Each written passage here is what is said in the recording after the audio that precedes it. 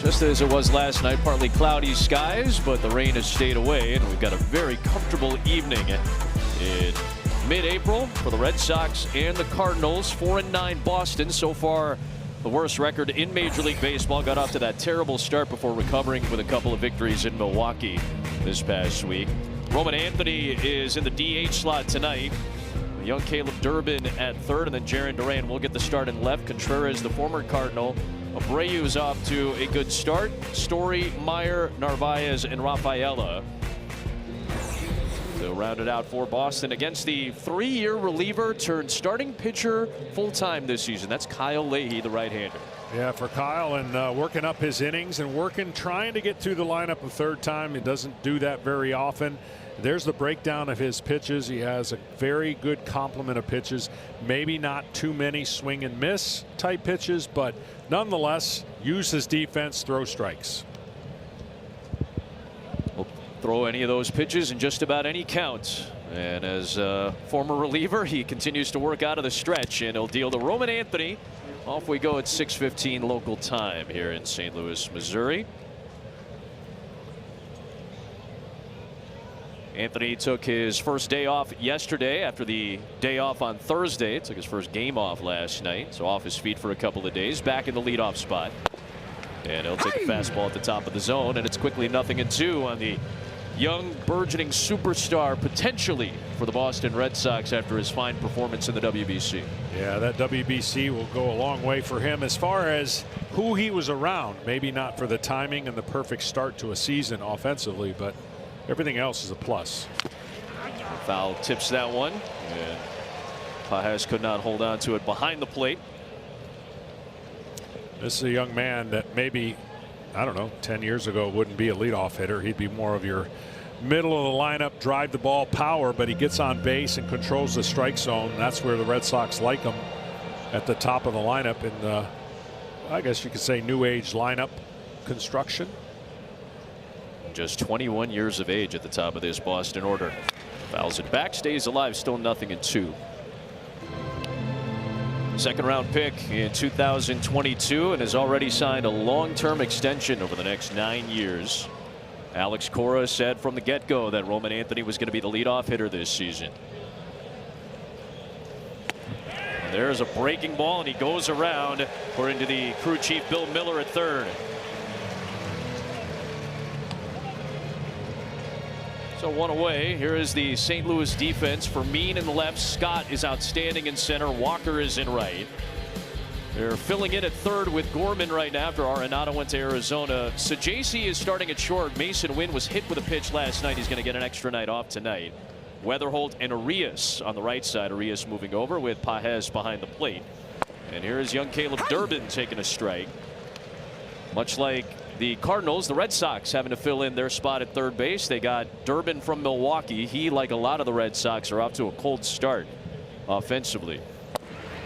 Quickly behind, 0-2. Yeah, this is pound, and getting ahead 0-2 to the Red Sox hitter who last year they were a pretty good offensive team.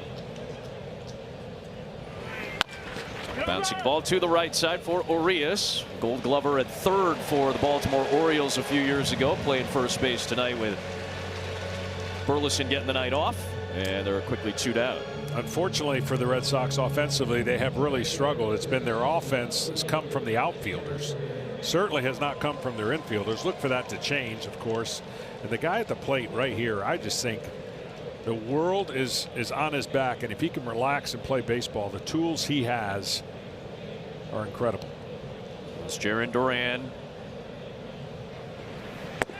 9 pitches, 9 strikes to start the night for the former reliever Kyle Leahy, who made the start in the season finale last year. That was the first time he'd started at the big league level and started professionally after 97 major league appearances out of the bullpen, and now making his third start of the season this year. A loss against the Mets, a win on the road in Detroit, and he has a chance to finish off a 1-2-3 inning here.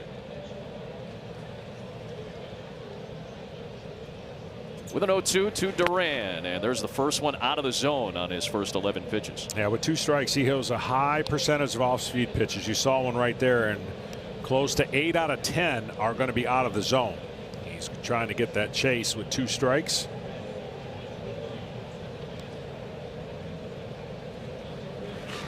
One-two. Duran will take one close, but a little inside and low.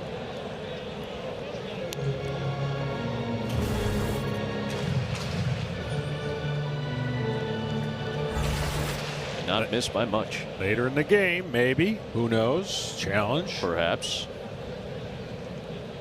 Duran rolls it to the second baseman in Weatherholt, and a 1-2-3 inning for Kyle Leahy to begin his night. Cardinals got the win last night. They'll face Ranger Suarez tonight. For Ollie Marmol, now in his 5th season, tasked with taking care of what is the youngest roster in Major League Baseball. J.J. Weatherholt, though, making his MLB debut this season. He's been the leadoff man and has gotten off to a great start. Walker's hitting in that 3 spot.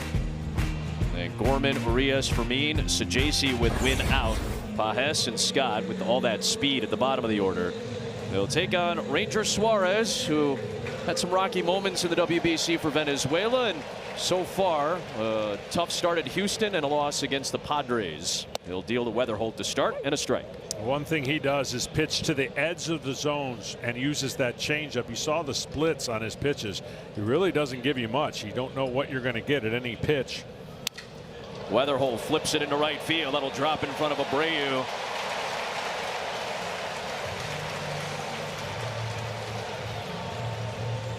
J.J. Weatherholt continues to get on base. He's gotten aboard in all 13 starts this year. Well, this one was inside, jams him, but he gets over the top of the ball to just hook it down the line. You got to get the barrel out when a ball is beating you inside. If you're late, that's going to be a jam shot. Weatherholt has already stolen 3 bags. Narvaez outstanding behind the plate, though. First pitch swinging. Ivan Herrera launches it foul down the line and left. That's the other thing when there's trends on a pitcher. A lot of the hitters are swinging early against Suarez. So Suarez, when he makes good pitches on the corners, he gets a lot of quick outs. He gets ground balls and he gets that rhythm and that command that's just lacking right now due to some lack of innings. This is with a curveball, and you know it, John, that Suarez gets such weak contact when he's at his best because of how effective he is around the edges of the plate and around the edges of the zone. Weatherholt at first and a 1-1-2 Herrera. In there. Oh, he's going to challenge that early. Yep. Those are risky challenges. That's the emotion. Batter's challenging the strike ball. That's an emotional challenge in the first inning. Even if he's right, which he's going to be right, you've got to be right. Return, pitches the ball. St. Louis retains their challenge. So an ABS challenge powered by T-Mobile in the very early going, Johnny. And it does change the at-bat. Yep. Don't get me wrong. 2 and 1 is different than 1 and 2, but you have to be right in the first inning. And Herrera sends that one down the right field line out of play, and it's 2 balls and 2 strikes. We've been talking to managers these first few weeks, different philosophies, different approaches, and depending on the experience perhaps of some of the guys on their rosters. Well, Marmol basically said we want to use them late. You're going to have to be right if it's in the first inning, because it's not a game changer call there. You know, it's not like second and third 2 strikes. So luckily for him. But you'll see that reaction out of players and forget time and space. And what I mean by that is like, oh, that's a ball. Boom, go to the helmet. Well, okay, if that was with 2 strikes, I kind of get it. But you need those challenges later. Foul at the plate, still 2-2. I made this comparison having covered the NBA and the NFL. Coaches obviously challenge in those sports rather than the players, but the players certainly lobby at times for challenges. You have to be very judicious with this, especially the emotional factor is something that's been fascinating to watch the first couple of weeks of the season with this system implemented. A great look from that dirt cam with a 2-2 pitch, and it runs the count full on a cutter. I can't tell you how many times I've watched an emotional basketball player saying it's out of bounds on them, challenge, challenge, challenge, and he ends up being wrong. Yeah. Yeah, you see that. You'll see players as we get ready for the playoffs just twirling their fingers to indicate a challenge, and well, you got to be careful with them, especially early in games. Payoff pitch, jam shot to short, grab by Story, Myers relay, double play. That's something that Ranger Suarez loves, some weak contact to induce the double play ball, and the bases are wiped. Well, when he pitched in his former team, a smaller ballpark, he did a great job with Philadelphia, and he's a cool customer. This guy doesn't get bothered by much, even though his start to his season hasn't been great. He's not going to waver in how he pitches. He's just going to get better on the edges of the zone. Well, he wants to face Walker with the bases empty because nobody's been better in this St. Louis lineup. Now on a 6-game hit streak where he has hit 4 of those 5 home runs in that stretch. Out in front of that changeup, though, that evens the count at a ball and a strike. Hitting the ball hard's not been a problem for him in the past. It's been the ball on the ground hit hard. And look, today in day and age, they want the ball in the air hit hard for homers. And what he's done is lifted these balls, of course, to get those home runs. But look where they're at. They're in the middle of the zone. And when they're in the middle of the zone and they're fat, the mechanical changes that he's made has paid off early for the confidence factor. I don't care how much confidence you have to have results to match up. Out of the count 2-1, and now even at 2 balls and 2 strikes. Did a lot of work in the offseason, dropped some weight. That certainly helped his bat speed and better bat control as well. He's got that very quick bat, and that's helped him get off to this hot start. Those are the guys in Major League Baseball so far with 5 home runs. Walker part of that group. Georgia native will take a breaking ball low to run the count full. Well, what happens in any sport, I don't care what it is, the mechanical changes you make, you have to trust. And you have to trust that the work you're going to put in is going to parlay it into the game. But you can't be thinking about the mechanical changes when you're in the game. That's where the trust comes in. A good eye by Walker, and he is able to induce the walk after being behind in the count. And I've gone through my changes, and everybody does in baseball. You have to adapt, and then it has to become innate. It has to be muscle memory, and it takes a long time to change muscle memory so that it's commonplace. We heard the word free a lot with talking with Ollie Marmol, and that's describing how Jordan Walker is playing. He's hitting much freer. Here is Gorman, and the lefty facing the left-hander in Suarez tonight after getting his first night off yesterday. He's getting an opportunity over there at third base. That position vacated by Nolan Arenado now with the Diamondbacks. So for Suarez, facing already 2 lefties here in the first inning, you just stay away from the inside mistake. Lefty on lefty crushes that pitch. Their swing plane and what they do to try to stay in on that ball. Out in front of another changeup. That's been a good pitch in the early going so far. See, he gets his hands back, and just the timing of that changeup messed with the timing of his swing. They have confidence in Gorman to go up against the left-handers. Guys had a solid start to the season. Good early season contact for Nolan Gorman. 1-2 pitch. He's typically had a good eye. A good walk rate last year. League average right around between 7% and 8%. His was closer to 12%. Best on the Cardinals last year. Walker at first, 2 down, and a 2-2 pitch is outside, and that runs the count full yet again. Another full count in this first inning. When you're a pitcher like Suarez, and he'll get it, I'm telling you, he's a field pitcher around the edges, and it becomes second nature to where he puts so much pressure on the umpire and the hitters. But when he misses, and he's missed early, not close enough to entice the swing, and that's the difference in the timing of a sinker ball, changeup, cutter / pitcher. He has to have the timing so well ingrained when he leaves spring training, and that's the difference of a 2-inch location miss. Field develops over time and reps, and Suarez is still trying to get those reps. Walker goes, and that feel for the fastball not there. Back-to-back walks for Suarez, and look at what has taken place with that cutter. Both home runs he allowed to the Astros in that first start on that pitch. Yeah, location, location, location. And of course, you just can't get away with a pitch that spins like this. It is a recipe for disaster, especially for right-handed hitters, because the elevation and the spin of that ball, it's like a hanging slider. For any pitcher, is going to go as far as any pitch that they throw when it's hit out of the ballpark. So Andrew Bailey out to talk to Suarez, who's been using that cutter a ton. And again, you talked about it, John. Ranger is a typically stoic guy, very cool and calm. You can sense a little bit of frustration. Half his pitches have been out of the zone so far. Yeah, he's having to work through some of those issues that have carried over from spring training in each game. It's not a fun place to be. And as a big leaguer, that's what you have to learn how to do. You have to navigate and kind of limit the damage. He hasn't been able to limit that damage in those 2 games so far. So here's Ramon Urias with 2 aboard and 2 out. First pitch he swings at is a fastball, and he fouls it. A single by Weatherholt. Herrera hit into the double play. Walker and Gorman with back-to-back 2-out walks.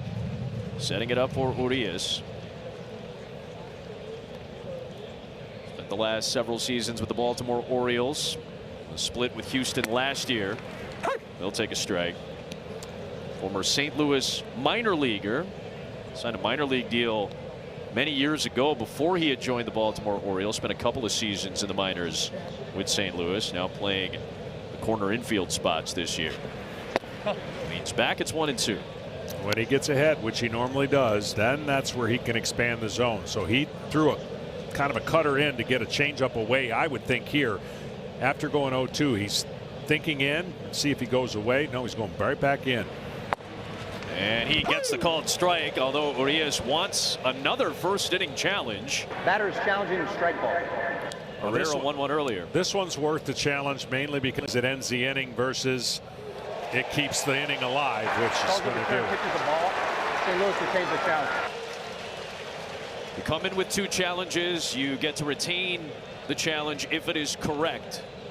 You only get 2 opportunities to get it wrong in a game, and so far 2 for 2 are the Cardinals. This one would be considered a high leverage situation. 2 strikes, and now he's kept the inning going with a chance to still drive in a run. ABS challenge brought to you by T-Mobile. Although he goes down swinging on the cutter, Suarez almost some anger behind that last pitch in a laborious first inning, but it ends up scoreless. The former Cardinals coming up.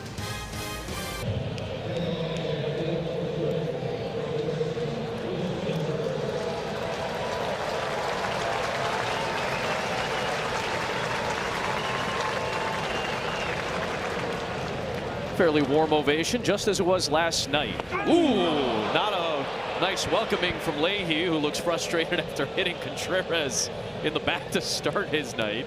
Man, I'll tell you what. Wow. He's been through it, hasn't he? I mean, with what happened in Milwaukee this week, where frustrations and tempers may have flared a bit after Contreras was hit a couple more times this past week, he has kept count. He's been hit 24 times in his career by the Milwaukee Brewers, who saw plenty of Contreras in his time with St. Louis and Chicago. I mean, this guy threw 9 straight strikes to start the game. And this poor guy gets up and he gets it right in the jersey. Now 132 times he's been hit. You see the Milwaukee note. Quickly 2-0 on Wheeler Abreu. Abreu's been their hot hitter, been carrying the team. Best average in the American League to start in the first couple of weeks, almost 400 so far for Abreu. Had a couple more hits last night. Pulled them both. He pulls this one to second. Weatherholt to Sajazi to first in time. Both defenses have turned a double play behind their starters. The base is wiped clean after the leadoff hit by pitch. Well, for the Red Sox, they have found ways to not put some runs on the board, and they're going to put some runs on the board. It's just been a rough start to a season of, I still believe they are going to have a really good year based on their personnel. Here's Trevor Story, who had a bounce back 2025 after a few injury plagued seasons to start his Boston tenure. just hitting 140 so far. This after a 25 home run campaign last year. Reaches out and sends one out towards left center. The speedster Scott is over in a 6-pitch inning, including a hit by pitch and a double play. Plenty of action in those 6 tosses. Season, you can stream MLB Network 24/7 in the U.S. and select out-of-market games every week. Live radio broadcasts of every game. Game Day 3D beginning. Minor league action. It's all available at MLB.com/MLB Plus to subscribe. Jose Fermin, first pitch swinging against Suarez, and he pops it up on the infield for Contreras. That was helpful for Suarez after the 27-pitch first. 1 pitch to get Fermin. Again, the team's going to stay, I guess, against Suarez aggressive, but that's the byproduct of making a good pitch if you're aggressive. Nothing better than a first pitch out. So 1 away for Thomas Saggese, who celebrated his 24th birthday last night with a key RBI, which tied the game in the 5th. Hi. Eventually, Fermin drove in the go-ahead RBI in that 5th inning, part of a 3-2 victory. He pulls one into left field, a base hit for Saggese. Back-to-back nights with a knock, as he's in there for Mason Wynn, getting another night off. 103-mile-an-hour rocket from the now 24-year-old.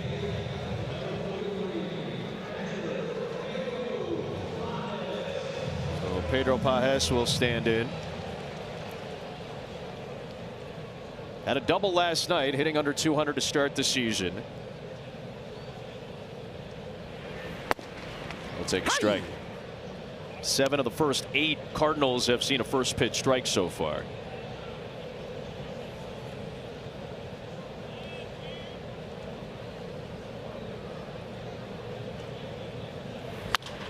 Foul down the line, 0-2. Pages and Ivan Herrera hoping to eventually split the catching duties, but Herrera had that elbow injury last year that he's still recovering from, so he continues to DH, and Pages has done a nice job behind the plate. He sends one out towards center field, and the excellent Gold Glove center fielder Cedar Rafaela is able to move back for the second out.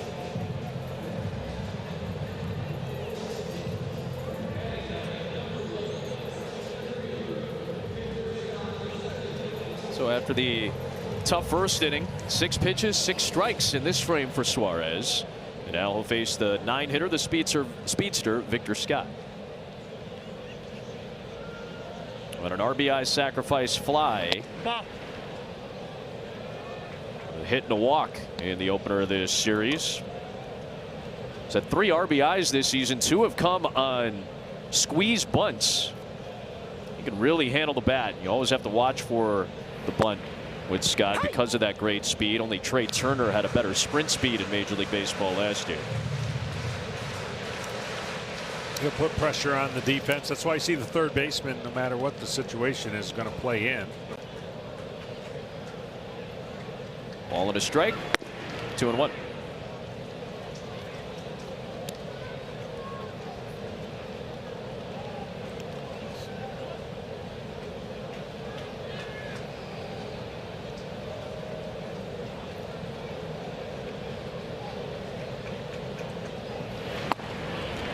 Suarez clips the corner and a strike to even the count.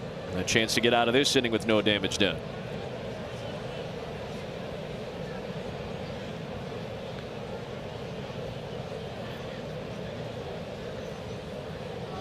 Scoreless in the second. Deuces wild. The pitch. Little bouncer past Suarez. Second baseman Myers there on the move, and he's able to control the throw with Scott speeding down the line. Man left on base as we go to the third.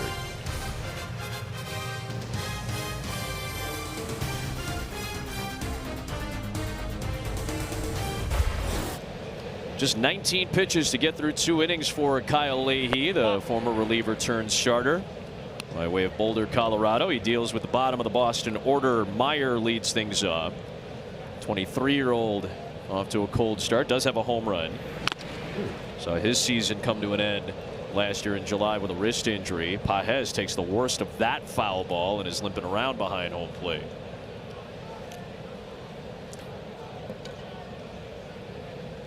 There's nothing fun about the position of being a catcher, especially with the style of catching. See what's exposed, and just because that's the new way, they can receive the ball better and certainly take pressure off their knee. But when you get a foul ball, that's what happens. Yadier Molina, who is in the dugout again. He's in and out depending on the weekend. He's been here for this series so far. He looks on at Pages, who has taken over that position. They're checking on Pages. Kyle Leahy is moving around to stay loose. Ken Rosenthal has more on tonight's St. Louis starter. Adam, Kyle Leahy is a genuine baseball success story. He was the Cardinals' 17th round pick out of Division II Colorado Mesa University in 2018. Yet he says, I don't do a very good job stepping back and realizing everything I've accomplished. John, you know this. When you're in the middle of trying to establish yourself in the big leagues, it's hard to see the big picture. Leahy sees all his teammates striving to improve. He simply wants to do the same. Yeah, I think for Kyle, you know, this game's hard. It's staying in this game and progressing. You can't take time to think about the journey. You got to keep the journey going. We'll get a few warm-up tosses after the delay, and Pages seems to be all right behind the plate. Well, relatively all right. Yeah, there's a good sign there with the thumbs up. Let's see if he goes back into a traditional catching stance. No, he's right back down to the knee. The 2 balls and a strike on Marcelo Meyer. Base hit and part of a double steal last night that produced a run for Boston.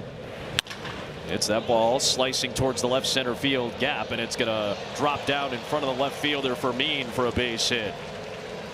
So hits on back-to-back nights for Meyer. Maybe a better sign of things to come, and the leadoff man aboard for Boston. Well, for the Red Sox, they're no different than the copycat type league that Major League Baseball is. They've signed a lot of young players to big contracts before their success has really hit, and so some of them have been okay, some not so okay, and that's the difference right now. You need those players to progress at the rate you hope they would by signing them early.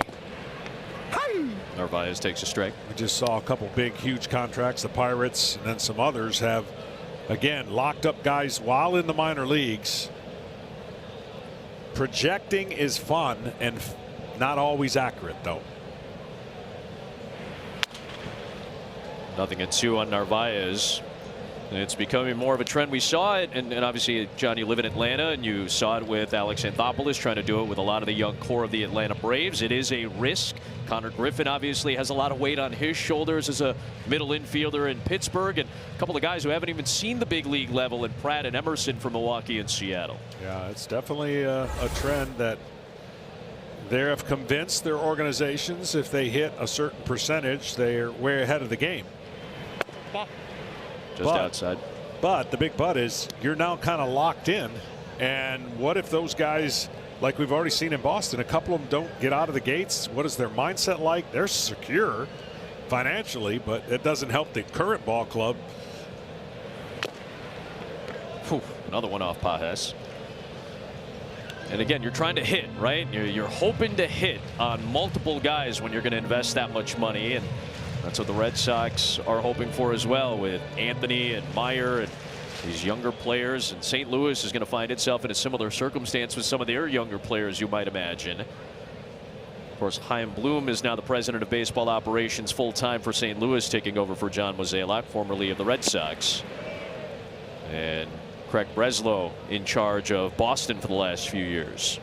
You know, it's a little different if a guy's been in the big leagues, has 2-3 years track record of success, then you do an 8 or 9 year contract. You got something to go on. There's a look at Chaim. Here's a 2-2. That's popped up foul. I'd even go as much as say we're going to look back and see a lot of contracts and go, okay, Ronald Acuna, everybody would have agreed, 100% stud, 100% superstar. But I don't think they could have predicted 2 ACLs. Sure. Right now, is he the same player? Is he not? You know, he's still a great player, but that's part of the deal too. You don't know about the health factor. On the ground, sharply hit, sucked up by Gorman. Throw to second. Weatherholt had to recover to get on the bag, and he's able to hit it and twist a throw for the double play. Second one turned by the Cardinal defense. You got a catcher running, so really the distance that the second baseman has to get to is part of the problem. And then he knew he had nothing but time. Is that 3 already? 3 in this game between the two defenses. Back-to-back innings that the Red Sox have hit into a double play, and now the base is empty for the 9-hitter Ceddanne Rafaela.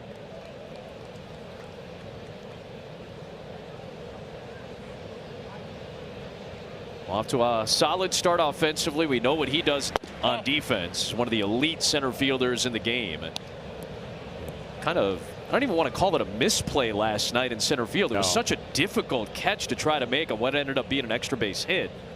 He nearly flagged it down. 2 balls and a strike on Rafaela, who's played in every game so far. He had a double in the late innings last night to add to his good start offensively. 2-1 pitch. A little tapper foul. Yeah. Anytime your back is to the catcher when you're trying to catch a ball and going towards the fence, it's not an easy catch. That would have been a spectacular catch. He's frustrated because he believes he should make all those catches. But that one right there, the degree of difficulty was pretty high. Ended up being an Urias double. Takes low to run the count full. And I laugh because, again, had he made that catch, it kind of almost would have looked a little like, oh, yeah, Rafaela made the play in center. But that is an incredibly difficult play. I think the catch probability was something like 15%. He strokes one in that direction, and Scott, the speedster, another good center fielder, one of the best in baseball last year, makes that play. And off. Great eulogy he gave for Stan Musial. How many dates and family gatherings started with those 6 words: meet you at the Musial statue right over at gate 3 here at Busch Stadium on a beautiful Saturday night. Back to the top of the Cardinal order in the home half of the 3rd for J.J. Weatherholt. There's Stan the man. Weatherholt a single pull to right his first time up, playing in just his 14th major league game, and by the parameters we showed you in the last inning, he's probably up for an extension already. Hit a home run in his major league debut in his 2nd at bat against Tampa Bay. Was hitting leadoff right out of the gate.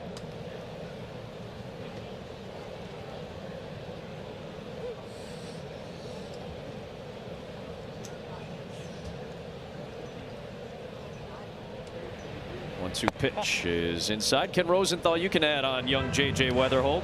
Well, he's one of those candidates for an extension, as you mentioned, Adam, and clubs do these deals for a very simple reason. They believe the players will outperform the contracts, and agents and player representatives from the union will tell you that the hit rate is a lot higher than the miss rate, that these contracts generally do prove favorable for the clubs. But John, Alex Cora was talking to us about this today, and he said the dynamic changes, though. It changes when you have a number of players under those kinds of deals, and that is what the concern can be for some of these teams. Grounds out to first here. Nice play by Contreras, and there's one down. Yeah, again, if I'm giving out those deals, I'm going to show whatever I need to show to say that they're successful. So, I mean, I can make the numbers look the way they want to look. So the reality is, when you're putting together a team on the field, it comes down to executing. And no matter what that carrot that's no longer there for a lot of guys, you got to know the personality, the work ethic, the structure. You're giving a lot of these guys generational money, and they've not stepped into the big leagues. So you better do your homework. You better know, and you got to hope too that it works out. There's Ivan Herrera, first pitch swinging, laces it to right. Abreu, the 2-time Gold Glover, though, read it perfectly, and quickly 2 down here in the 3rd. And between Weatherholt and Mason Witt, I mean, you got your middle infield potentially of the future, and a lot of weight on a lot of young players. We've talked about the youth, the youngest roster right now in Major League Baseball. There's Mason Witt, the excellent shortstop, and suddenly that pressure. How do these guys deal with that part of it too? The mental aspect of suddenly being a face of a franchise, especially one with the history of the Cardinals. Here's Walker. Well, that's the trick too, that now they're trying to convince their fan base what kind of ball club and what direction are they going. the attendance has never been like this. It's usually packed, but they understand what they've heard has not matched on what they're seeing. So can this ball club and these young and new generation of players bring them back to that history that they had for the longest time? Forever, St. Louis was top 5 in attendance, 39, 40,000 per game. It's closer to middle of the pack. It was 20th in attendance last year, about 27,000 average. We're not used to seeing that around here in St. Louis, with the fan base that appreciates and loves their baseball when it's played well. A 1-2-3 third on 10 pitches. Walker left frozen, and Suarez has locked it in after the tough start. So we're here with Cardinals manager Ollie Marmol. Ollie, Kyle Leahy, 3 scoreless innings, just 1 base runner. What is it you like about him? He just has the right demeanor as a starter, man. This is a guy that prepares extremely well. And like we've seen, even when he gets runner on, he's got a lot of pitches to go to. He gets the ground ball to play a couple times there. But his demeanor, overall arsenal, it's built to be a starter. So we're excited about what's ahead. The Cardinals obviously are in a building situation this season. Ollie, what do you want to see from this team as the year progresses? Just progress, and we're already seeing it, man. There's a certain way we have to play the game in a way that this city respects, and that's playing the game hard and playing the game the right way. But we have to be better in May than we were in April, and better in June than May, and just continue to make progress. These guys are hungry for information. Well, this is what makes it fun. Our staff is passionate about teaching. These players are hungry for what's next. So the combination of those two things has been a ton of fun. Ollie, thanks a lot. Adam, back to you. Ken, thanks so much. Roman Anthony looks at a ball, and it's 3-1. Cardinals already with series wins over the Rays and the Mets, and the Nationals suffered a series loss against Detroit. Well, they have a chance for their 4th series win already in the first few weeks of the season. Although Roman Anthony in the leadoff spot for the Red Sox, a leadoff walk. That is 3 straight innings that the Red Sox have had the leadoff man aboard. Can they generate some offense here with the top of their order? Meanwhile, the Red Sox just 4-9 to start their campaign. They won the opening game of the season on the road in Cincinnati, but have lost 6 straight on the road since. Did get that series win against Milwaukee earlier this week. There's Caleb Durbin. Gorman playing even with the bag at third, and Durbin will take one just low.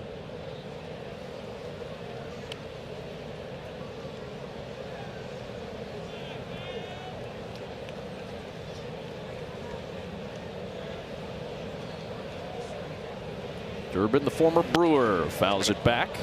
This was a big addition, obviously, for this group to fill in that third base spot. Of course, Rafi Devers traded last summer. Alex Bregman was manning that position all of last season. Obviously went to the Chicago Cubs in free agency. A lot of weight on Durbin's shoulders. Flips that down the right field line. Walker, a long run. That's going to drop foul. This is the 3rd straight inning the Red Sox have gotten a leadoff hitter on, and each time they were gobbled up by a double play. So when you're struggling to score runs and you're not getting a lot of hits, you got to take advantage of the leadoff hitter getting on. That's when your percentage goes way up.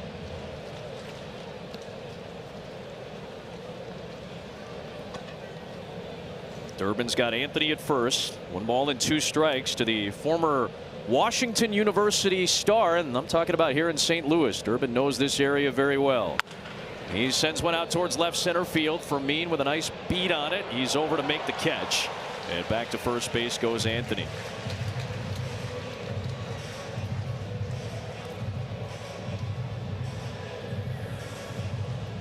So 1 away for Jarren Duran. Grounded out to Weatherhold his first time up on an absolute rocket. 108 miles an hour off the bat to finish off that first inning. Weatherhold has made some nice plays in his first few weeks in Major League Baseball over at second.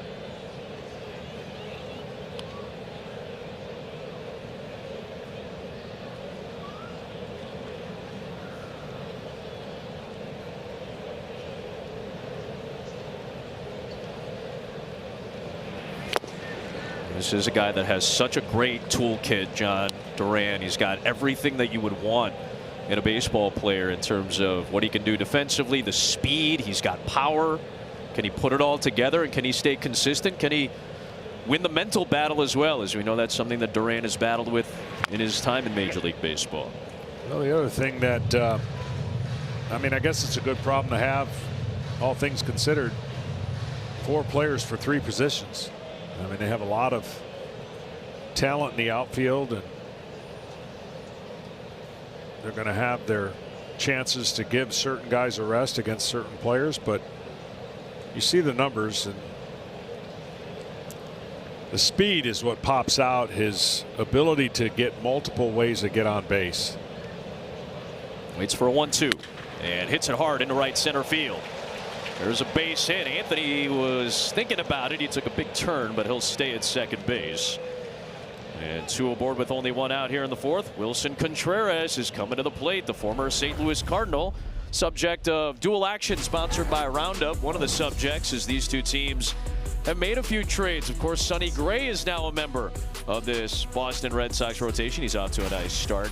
And of course, Wilson Contreras adds a veteran presence at age 33. After 344 games and 55 home runs hit with the St. Louis Cardinals the last few years. Take a ball with 2 aboard and 1 out. You know he wants to do something here for his new team against his former team.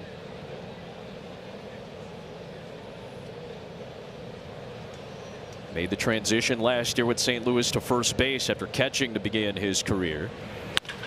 Ropes that one down the left field line. That's a fair ball, and it's going to give the Red Sox the lead. Anthony's going to score, and there's the speed of Duran as it kicks off the sidewall. 2-run score, and Contreras indeed delivers. It's 2-0 Boston.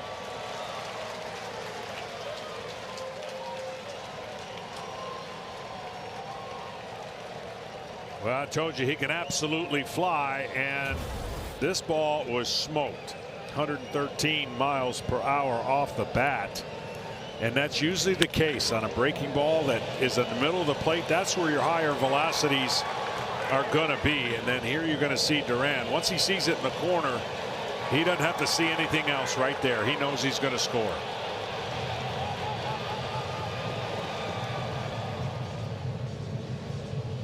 It feels a lot better than getting hit. Took a first pitch between the 4 and 0 on the backside of his jersey from Leahy in the 2nd inning. This time he cracks a 2-run double, and Boston strikes first.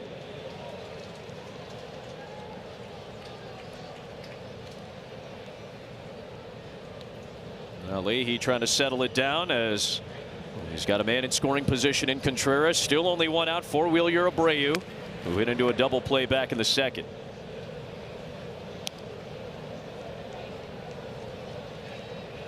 Abreu, what a fabulous WBC he had.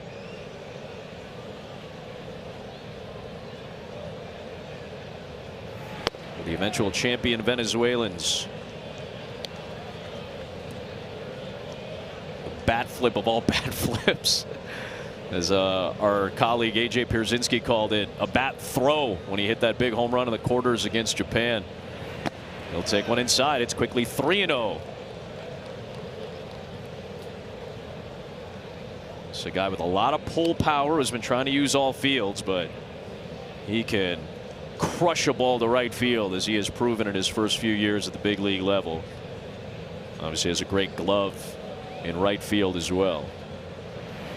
He'll take all the way a strike.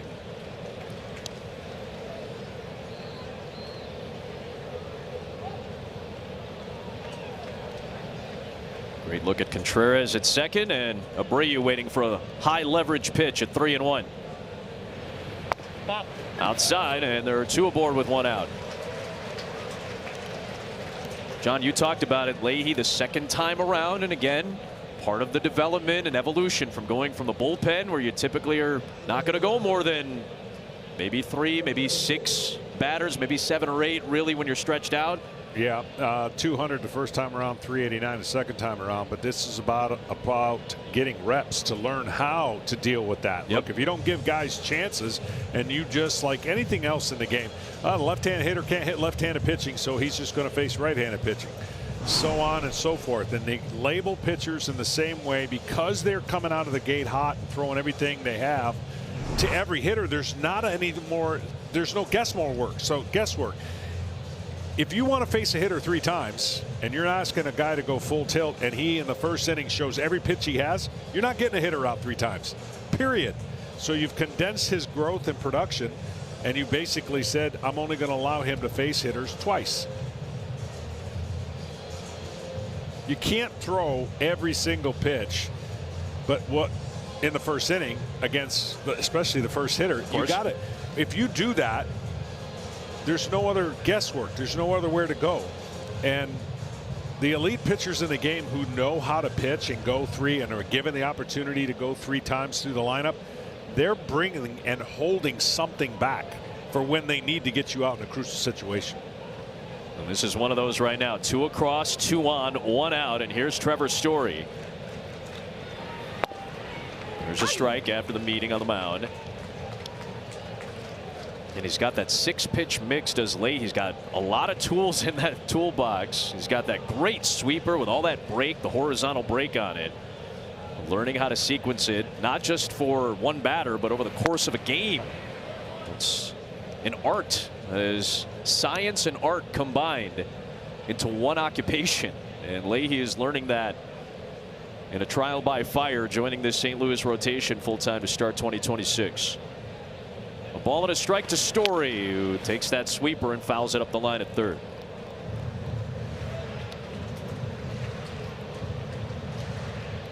Trevor Story, the former Colorado Rocky, while Kyle Leahy started his days in the state of Colorado, in Boulder, where he went to high school.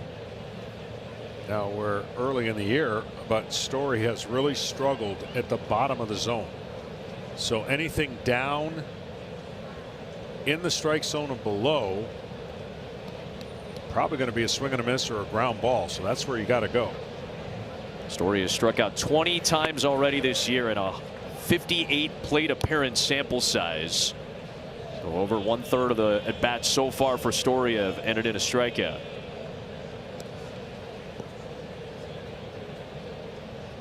Two on, 1 out. 2-2 pitch. Fouls it back. There's that sweeper. Cut off some of that big break with the earlier swing.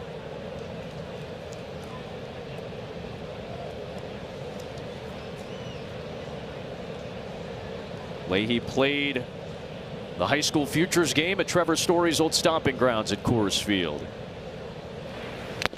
Gets the foul tip into the glove, held out to by Pages, and it is another strikeout for Story.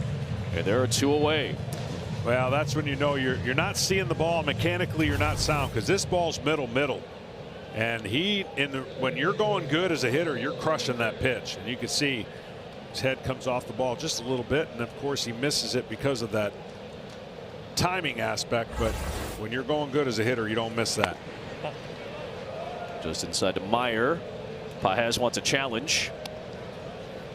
Catcher's challenging the ball call. So we get another ABS challenge brought to you by T-Mobile. And Ball's overturned. Pitcher's a strike. St. Louis retains the challenge.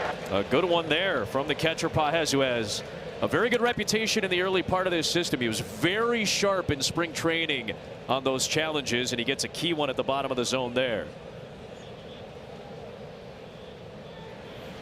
Well, that's a perfect example of why not only is it tough to call balls and strikes in the league, but you could see that was a full ball off the strike zone, but all it has to do is touch part of the ball.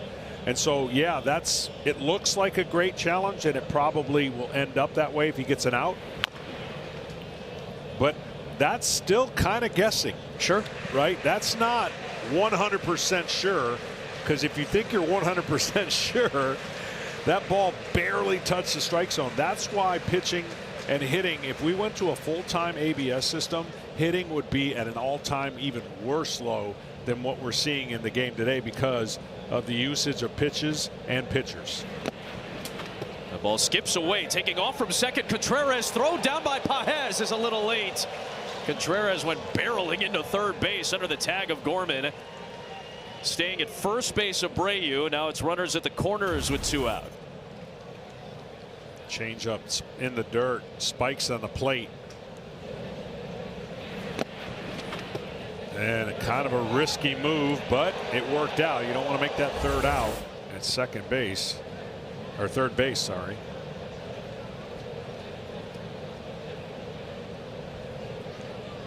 Now 2 balls and 2 strikes on Meyer. Went the opposite field for a single back in the 3rd. Contreras at 3rd. Abreu at 1st, and a close pitch. On the count full. Good eye by Meyer there. You're essentially saying that with this new system, you almost get a full ball to the edges of the strike zone, because now you just have to clip it if you challenge. Now again, you're not going to challenge every single pitch, but in those challenge situations, it's almost an expanded zone. Yeah, and they lowered the strike zone, thankfully. Payoff pitch, another close one, and that is a walk drawn. 3 walks in this inning issued by Leahy. A couple of close ones taken by Meyer in this PA. Okay, the difference is maybe in the 7th inning you would challenge that pitch on a 2-strike end the inning call, but it's very difficult if you're not 100% sure early in the game to lose a challenge. 33rd pitch of this inning. Narvaez will take a strike. It has been a tough go for Leahy. Went through the Red Sox order the first time through on just 36 tosses. Now the bases are loaded for Carlos Narvaez. Looking for his first RBI of the season. A base hit would give it to him. The crazy thing is he's made a lot of really good pitches that haven't been swung at or grounded out, and then the one bad pitch he made cost him a couple runs on the double down the line. Now Graceffo loosening. Narvaez cracks it to center field. Well struck. Scott back though. He's got room. And Leahy makes the big pitch when he needs to leave him loaded in a laborious 5-pitch 4th inning. He drives in 2 on that double. And Boston out in front. Ranger Suarez works with a lead, and he has retired 7 of the last 8 Cardinals he has faced after that tough first inning. And he gets in front of Nolan Gorman to start this at bat.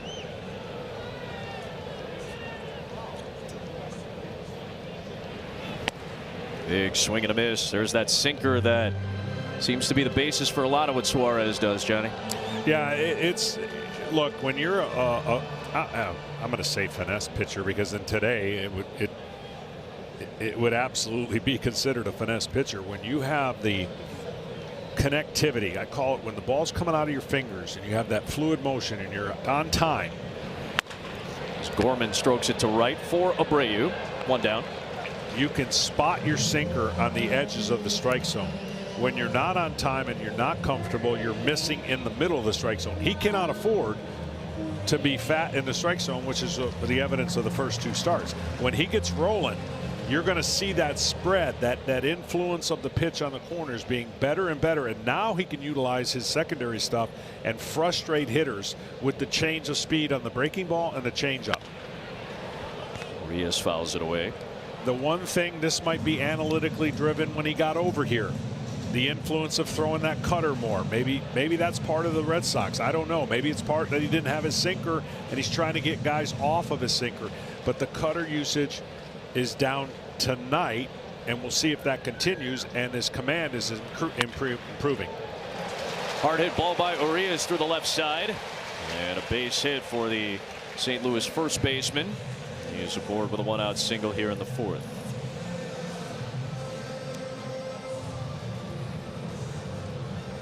We talked about it. The cutter has been heavily used in the early part of the year through 3+ innings, just 5 thrown so far. And I would say when he's going to go great, the cutter usage is going to go down. The reason you throw a cutter for a sinker ball pitcher is you want to keep the hitters from diving out over the plate. Greg Maddux had one of the great 2-seam fastballs of all time. His cutter was not a great analytical pitch. Like, it wouldn't have data written over like, you got to throw that. It stayed straight, and the reason it stayed straight is to get in on the left-handed hitter when they would dive over the plate. That's how he broke bats and got soft contact. So now the hitter has to say, oh shoot, you're willing to come in there with a pitch that's chasing me. I have to stay in my lane and not reach out over the plate for fear of getting beat with that cutter. Ball and a strike on for Mean, fouled back. Again, Suarez, to your point, like you wouldn't, you would call him a finesse pitcher because modern day fastballs are like 94, 95 miles an hour. He has, amongst starters now, with Kyle Hendricks retiring, Andrew Heaney retiring, he's got the lowest average fastball velocity for starters at like between 90 and 91 miles an hour. So it is more about using the corners. It is more about the pitch mix, and he's got 6 pitches that he can lean on. That sinker velocity has gone down the last couple of years, but he's still found success because of what you're talking about. Yeah, and it's because he's so athletic and repeats his delivery and fields his position. There's a well-placed sinker. Speaking of which, didn't need a whole lot past 90 miles an hour to freeze Fermin for the second out of the inning. Well, there's a great example of why a hitter's looking out over the plate. He sees one in, he freezes, and he freezes in the wrong spot because that pitch stayed on the inner half of the plate.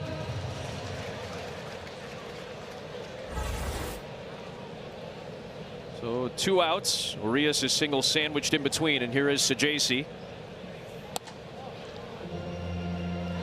There's a place on every staff, and I mean every staff, for a pitcher like this. They just don't look for him anymore. They're not promoting him. They're not teaching it.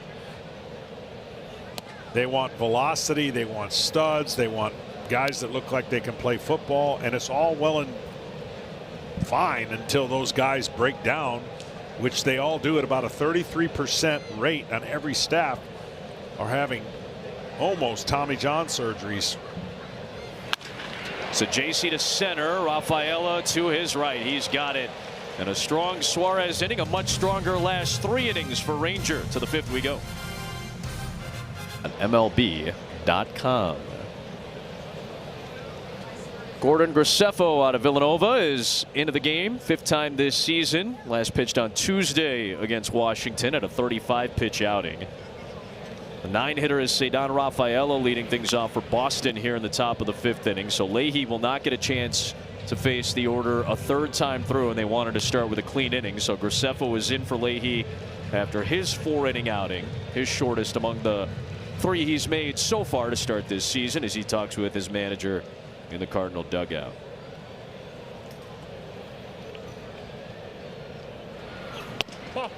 Just outside to even the count. It was a long 4th inning for Leahy. 35 pitches after 36 in the first 3 frames.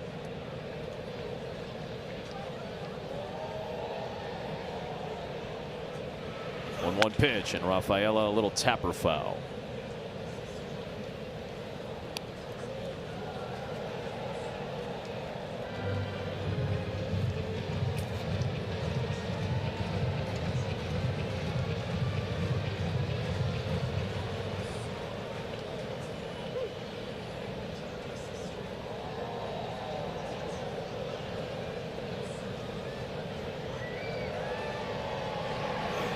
Waved on and missed. Tight slider chased by Rafaela. 1 away. Back to the top of the Boston order. And Ken Rosenthal, Roman Anthony, 21-year-old, back to the plate. A strikeout and a walk tonight. Adam, being around the Red Sox the last couple of days, talking to veteran players, coaches, one thing they keep bringing up is how young this group of position players is. And no one is more the focus than this guy, Roman Anthony.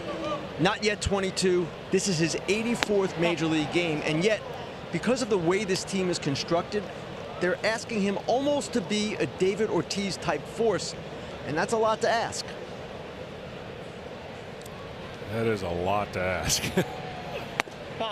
Tell you the one thing about this game, and you know, young players are more ready for the moment than ever before, but the big but is they've had to adjust and address things differently by the style of pitching and the arms that are coming out of the pen.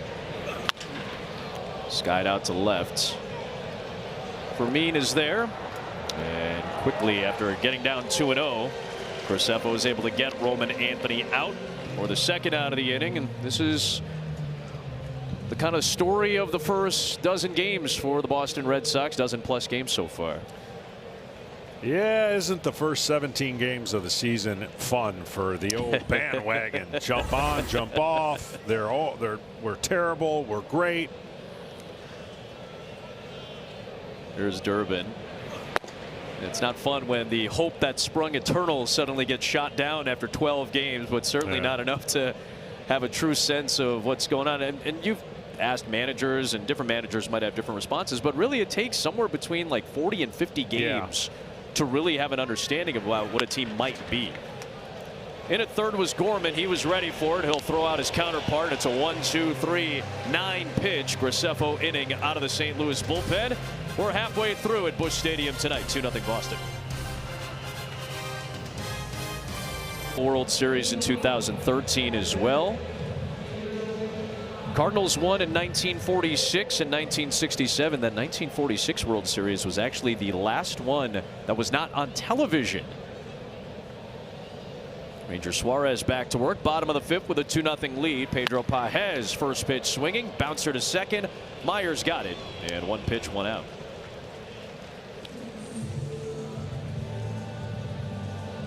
There's two storied franchises. 126th year of Boston Red Sox baseball. And for the St. Louis franchise, the 145th year. Going back to 1882. They began as the Brown Stockings. The Browns in 1883. Phenomenal name, the Perfectos in 1899, as Scott shows, but they've been the Cardinals since 1900. The problem for Scott, not only is third and first in, you got a pitcher who's outstanding at fielding his position. So typically when you square around thinking you're going to bunt on the first pitch, you want those guys to come in, and maybe it helps you either get a ball over his head. Now it's a moot point with 2 strikes, but that's the reason you do it.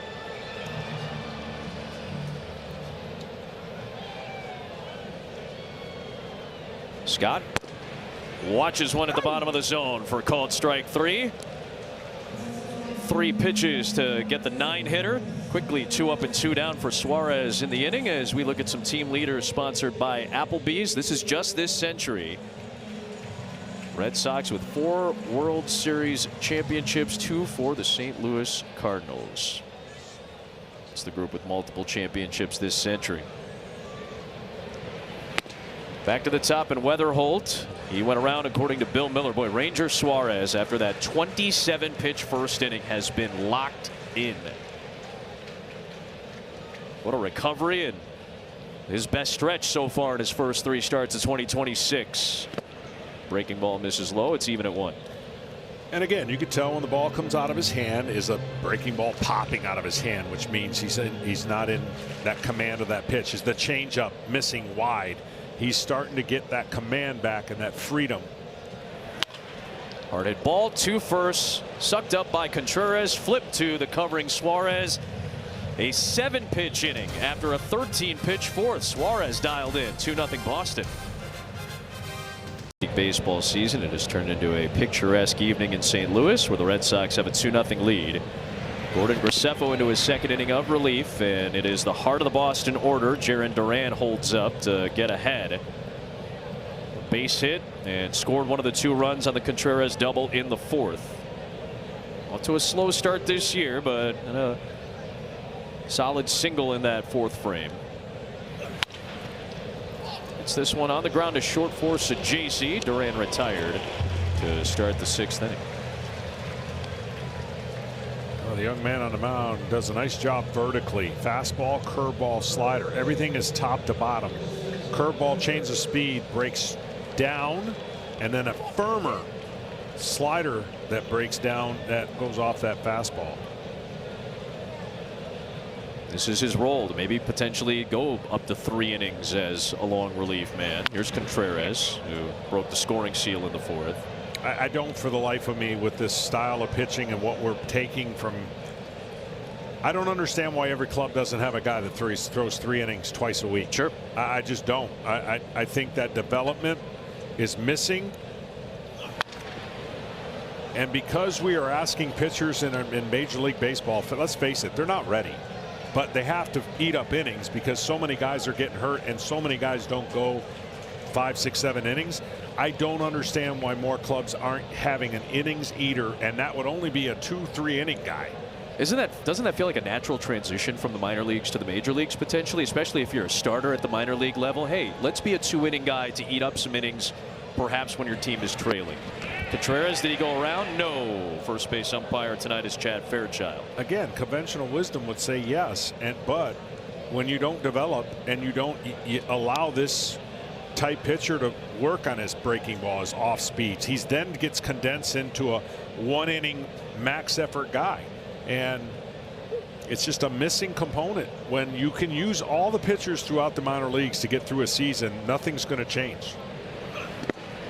That's why I think a rule change is coming down in the pipe for pitchers to change the philosophy of the game. And if you want guys to stay healthier, you need, literally, the clubs need a rule so that they can change their philosophy and how they're asking guys to go about their business. And that rule could be limit how many pitchers are on a team. Now you don't have as many resources. Obviously, it takes about 32 to 38 pitchers per year per team to get through a season. So I just think we're getting closer to that happening here in the future. Contreras waves and misses. There's a strikeout for Graceffo. 2 down. Wheeler Abreu will come to the plate. Player profile sponsored by Liberty Mutual. He has gotten off to a fantastic start this season. He has hit into a double play tonight and has walked. But the red hot start came into action tonight, leading the American League with an average near 400. Already 3 homers this year. Graceffo deals and Abreu takes low. I can't tell you how many people have asked me, John, I watch baseball and I see the 8th inning guy go 1, 2, 3 and 10 pitches. Why can't he pitch in the 9th? Well, they just don't want him to. Or in the 7th. Why can't he go 7th to the 8th? You see this night after night after night. And the way that they're conditioned to use these kind of guys, it's in that role and that role only. They're not expanding it. They're not asking guys to go 3 times in a row. So when you think about all the things we're saying, that pitching staff and that bullpen every single night is averaging at least 3 to 4 relievers every game based on the amount of innings that the starter goes. I mean, the top flight rotations are going close to 6 innings on average, right? The Mariners last year, like, they had a rotation where typically they would go 5 to 6 innings. That's gone lower and lower over the course of the last decade, closer to 5 innings per outing per start. Whereas, 15 years ago, you're probably looking at, well, it's closer to 6 innings per start.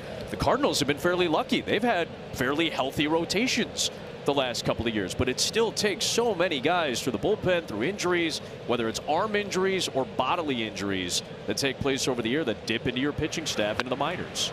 And you know what the knock that people will say about the Cardinals rotation, even though they stayed healthier? They probably had less stuff, less eye-popping strikeouts. Sure. Right? Sonny Gray had an outing last year where he had a complete game in less than, 95 pitches, right? Yeah. And I think that the only way health becomes a competitive advantage in the future is with rule changes. 2-2 pitch from Graceffo to Abreu is lifted in the air to left. Fermin over. And Gordon Graceffo, excellent work out of the St. Louis pen. Making Ed Svita, the Villanova Wildcat, proud. Back-to-back 1-2-3 frames.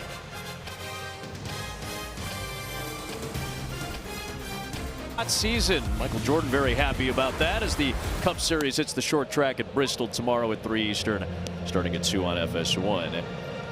I was there last year. That's right. For the baseball game. Reds and the Braves. After a delay, after maybe a night.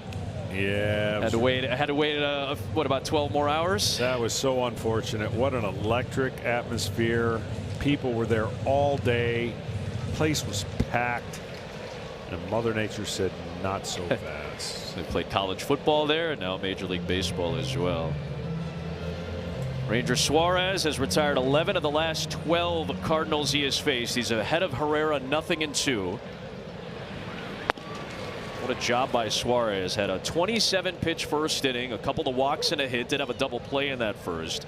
Gave up a 1-out single in the second to Sajaci, and since then 11 of 12 retired. Only Urias has reached in that group. 2-2 on Herrera. Suarez with a big money deal. 5 years, $130 million with Boston for a kid who came from a farm in Venezuela and signed for $25,000 at age 16. And that was a great pitch, but somehow Herrera stayed off of that changeup. Good arm action, came out like a sinker and just drops off the table. Herrera bounces it to the left side for the third baseman Durbin. One away. Well, he may not be a high strikeout pitcher per se, but he's been moving the ball around and keeping it off the plate and just freezing hitters when they think something else is coming.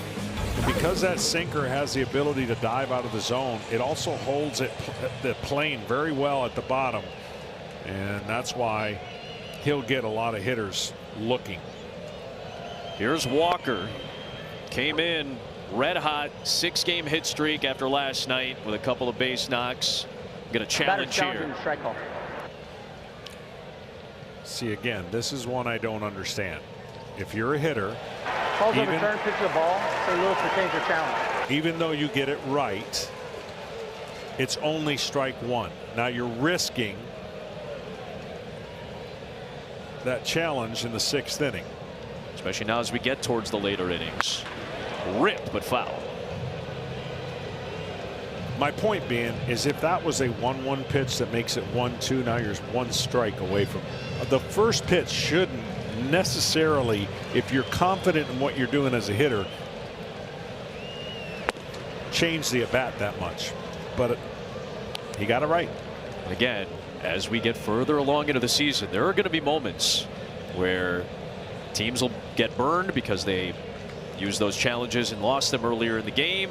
We've already seen a game, a Baltimore Orioles game, decided at the end of it on an ABS challenge powered by T-Mobile. We'll see that often over the course of the year, but so far tonight, Cardinals are 4 for 4 on challenges. Both teams are perfect so far.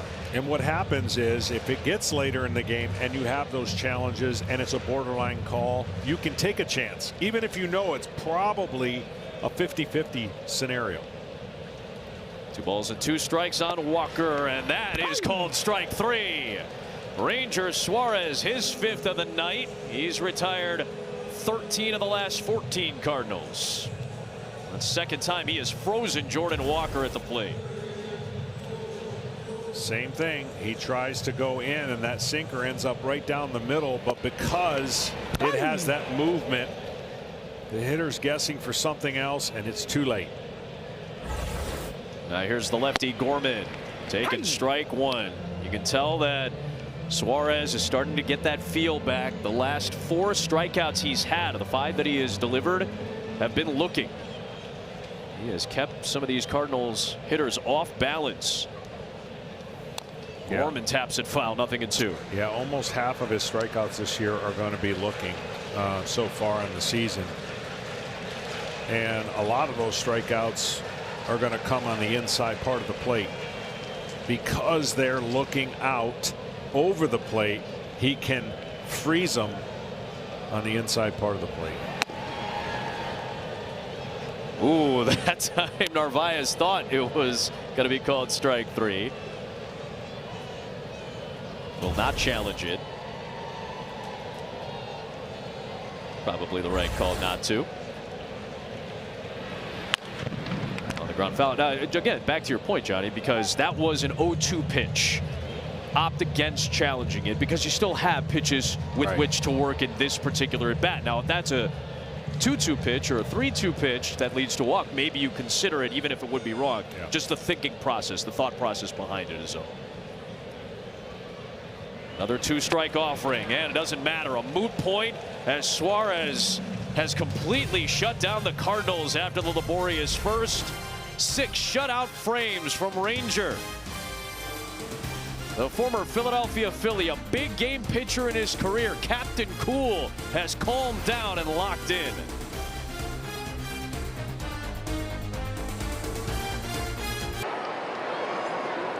Ranger Suarez, rather than what the Red Sox had seen his first 2 outings. Trevor Story grounds one to start the late innings to Gorman. 1 pitch for Graceffo to get the first out of the 7th. Excellent work by Suarez, who ends up retiring 14 of the final 15 Cardinal hitters he faced. Yeah, he sure did settle in, and other than those 2 walks and the base hit in the first inning, relatively smooth sailing since. Graceffo's done excellent work out of the St. Louis bullpen. Meyer will take a high strike.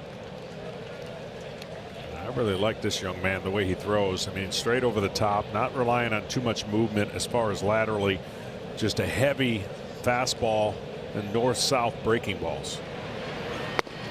He's dealt with a shoulder injury in his career. It's a guy who had a 100-mile-an-hour fastball a few years ago and has had to deal with some of these inflammation issues and has had to relearn some mechanics.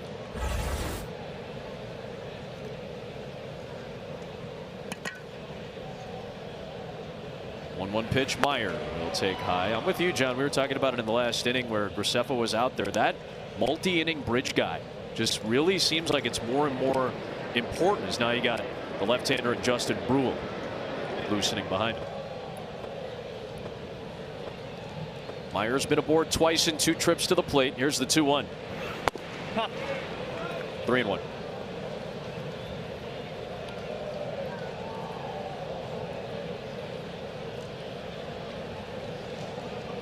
Narvaez waits on deck. Graceffo knows it. He was quoted as saying the #1 ability is availability. It's a cliche, but it's a fair one. 3-2 on Meyer.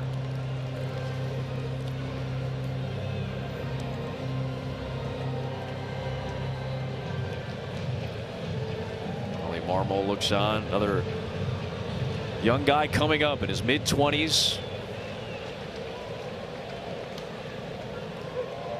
Facing another youngster in Meyer. Just, they're like babies out there right now.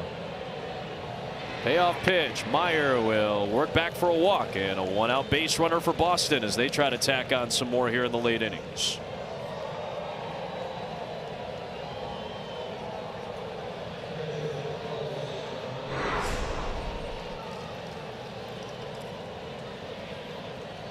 Narvaez to the plate.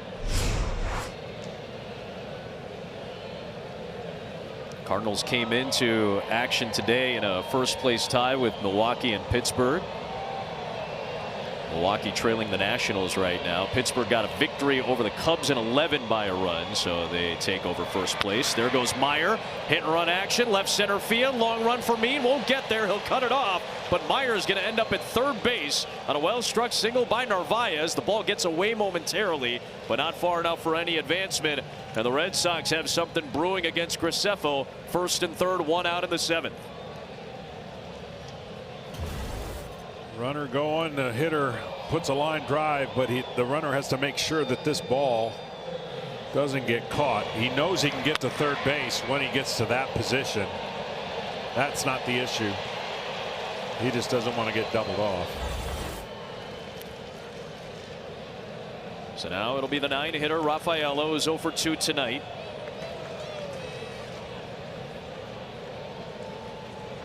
Second time facing Graceffo, who struck him out in the 5th. Big hole on the right side, and a breaking ball drops low.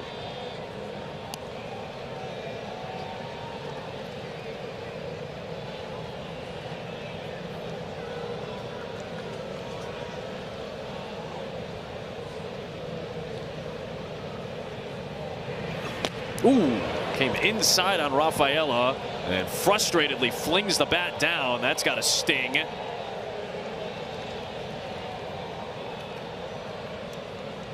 Immediately, trainers coming out to check on the Red Sox center fielder.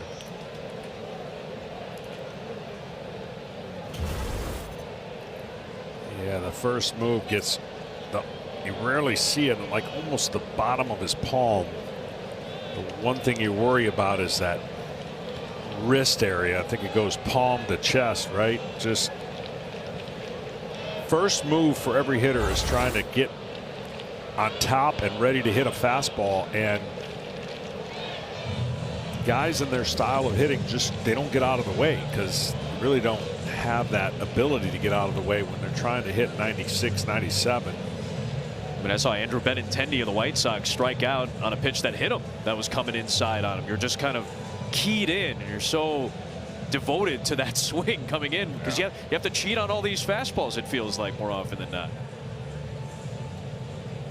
Now the concern is with the excellent young center fielder Rafaela. Bases will be loaded with 1 out in the 7th, and back to the top of the order for Anthony. Rafaela, as of now, is going to stay in this game. I would think they're going to make a pitching change here with Anthony coming up. Go to the left-hander. And Bruihl is ready to go, and that'll indeed be the case as Ali Marmol comes out, hoping that this game stays where it's at. Tough spot for the Cardinal bullpen. Red Sox try to tack on some more here in the 7th. Bags are loaded when you come back. Pitching performance from Ranger Suarez. They put pressure on the Cardinals. Wilson Contreras has a 2-run double. And now it's Justin Bruihl facing Roman Anthony with the bases loaded in the 7th and a chance to bust this game open. Already the 8th appearance of the year for Bruihl, who needed just 2 pitches to get out of the 8th inning in what was a 6-1 victory over Washington earlier this week. Anthony takes inside. It's 2-0. He's going to throw his sinker a lot and use that breaking ball. Breaking ball is going to be his highest percentage. The 2-0. This is again with the fastball. It's 3-0 on Anthony. Could be an interesting spot here. Rafaela, by the way, still at first base after being hit by that pitch.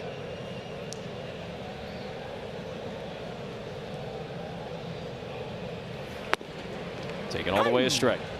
That's the maturity of a young player. Again, going up there wanting to make something happen against left here, left on left. He did not expand the zone in any of the first 3 pitches and can sit on one here on a 3-1 pitch.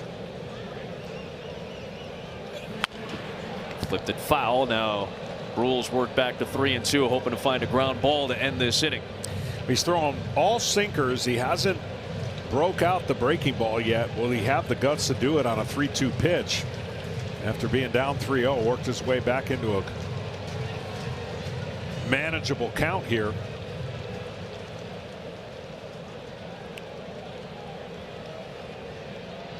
Last year with the Blue Jays, now with the Cardinals. His 3-2 pitch is on the outside corner for called strike 3. A huge pitch from the lefty to freeze Anthony for the 2nd out.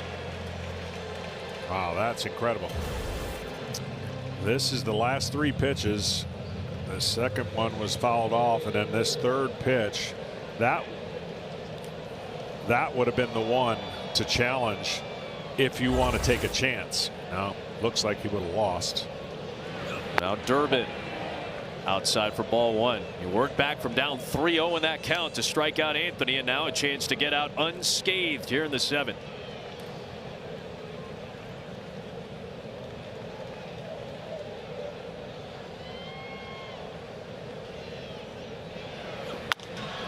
Popped up.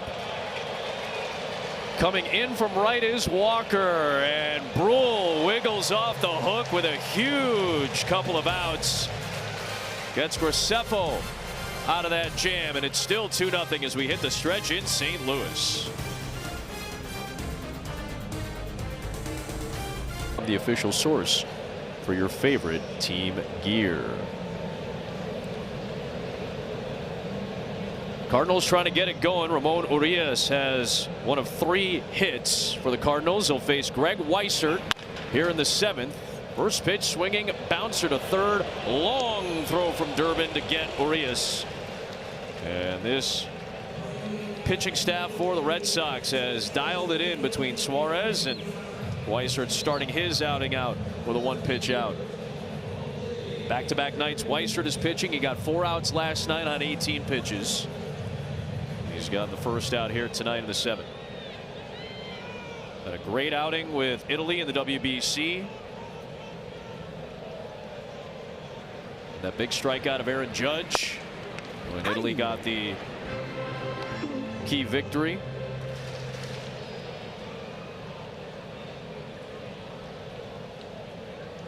Eventually fell to Venezuela. Team the Ranger Suarez represents, now backing up Suarez out of the pen. There's a bunt shown by Fermin foul.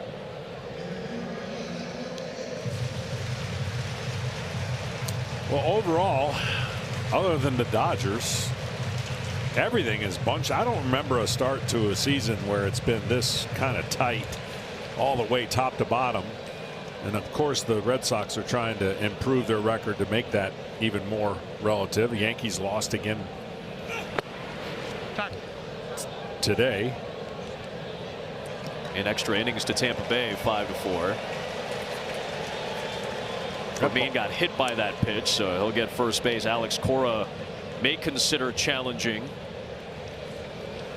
He's 2 for 3 on challenges this year. Well, the hitter will tell you everything you need to know about whether you get hit or not. The call on the field is hit by pitch. Boston is challenging. And he did not react as if he got hit. Yeah, that's about as clear and obvious as you'll get. Even he's got a smile. And Wilson Contreras, his old teammate's like, yeah, you're going to have to head back to the dugout here, buddy. So now the question is, can you change it from a hit batsman to a strike? And it was 0-2. Because if it hits the bat, it would be a strikeout as a foul tip into the glove of Pages. Or for Narvaez, beg your pardon.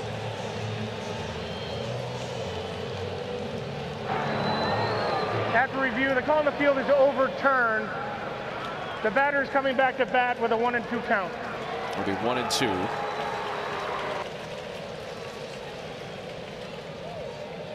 So a good challenge from Alex Cora.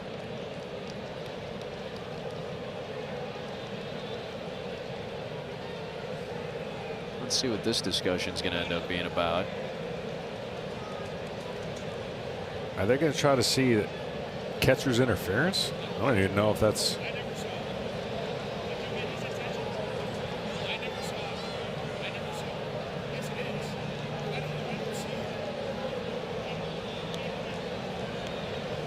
Bill Miller is going to have a discussion here, the crew chief, after Marmol came out following the Cora challenge. I don't think I've seen back-to-back challenges. I don't think I have either.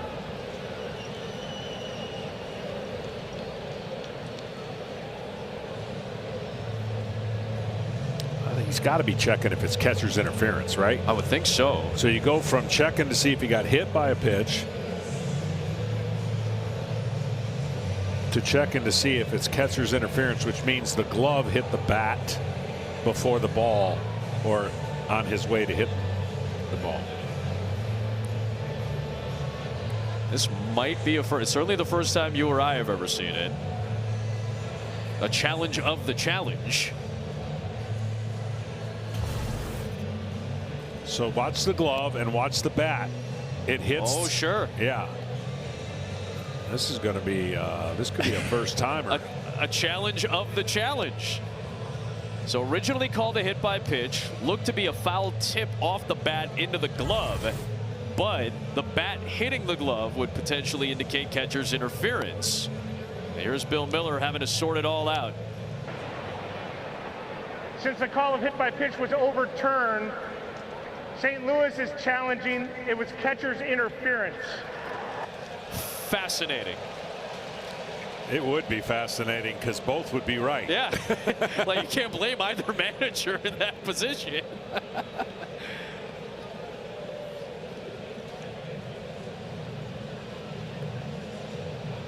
Because Marmol would not have challenged it initially. Obviously, it went his batter's way as a hit by pitch, so he would have taken first base.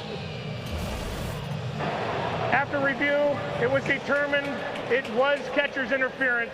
So the call is overturned, and the batter will go to first base. I'm not out of order. You're out of order. Everybody's got a smile on their face, except for Alex Cora. It was like, what the heck, man? I made the right call. You did. But then that changes the result of the previous pitch, which is now up for another review and properly called catcher's interference. I don't know if we've seen that before, but that's definitely the first time you and I have seen that, Johnny. That's the first time for me. After all that, a pair of challenges, Fermin gets first on catcher's interference, a man out and a man on. And the Cardinals suddenly have the tying run coming to the plate, and this is what Alec Burleson is available for. getting a night off tonight as Danny Coulombe, the left-hander, is loosening in the pen. And Burleson is going to come in ready to swing. Of course, they have to leave Weissert in the game to face at least a third batter, which would now be Burleson, who's pinch hitting for Sajaci in the 7th spot.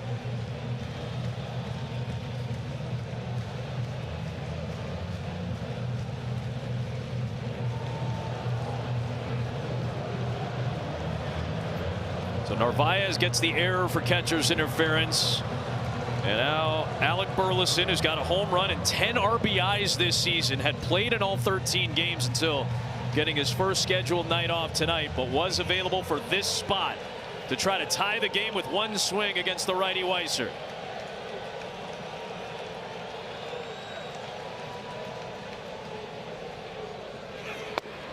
First pitch, fastball, a strike.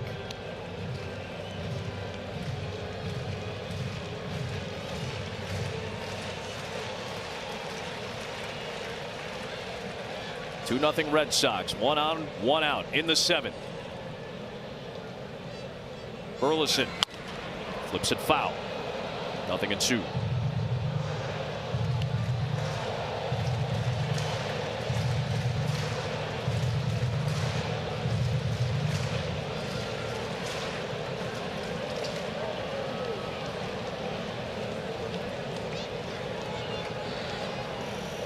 Two-strike offering, and it's fouled back. Challenged him with a fastball that time.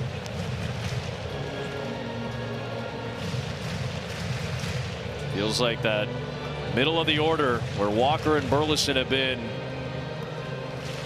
tag teaming. They've done most of the damage this year for the Cardinal offense.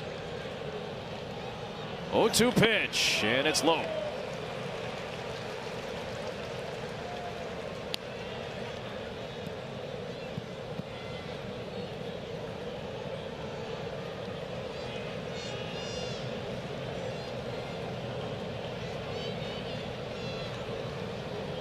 Ball and 2 strikes.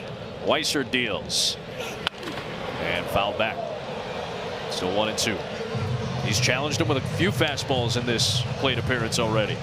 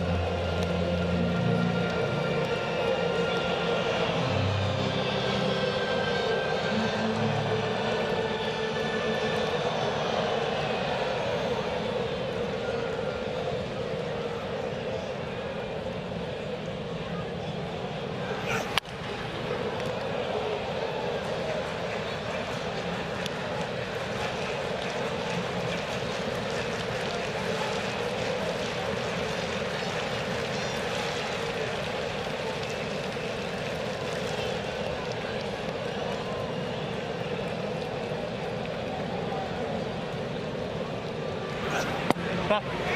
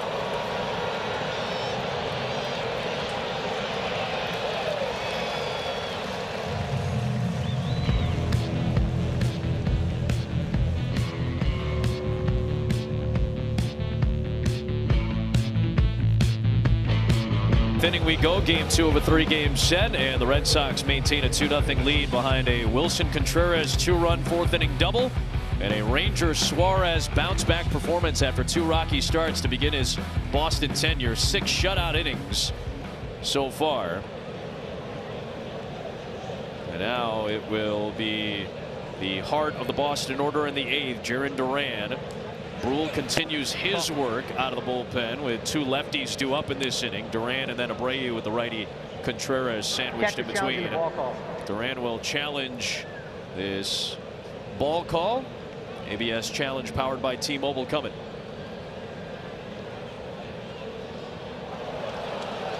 Close the return pitcher strike. Stand up count. A pretty good chunk of the plate there.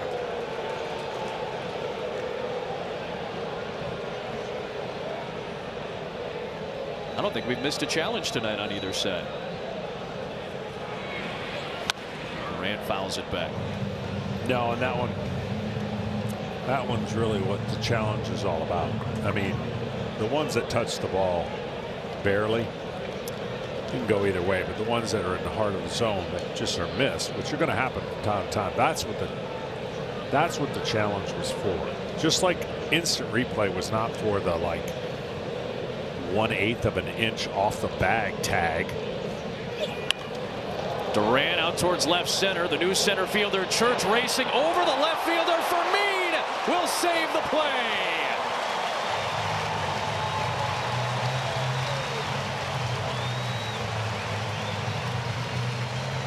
Ball's going away from the center fielder, and this ball's coming back towards Fermin. That's why he was able to make this play.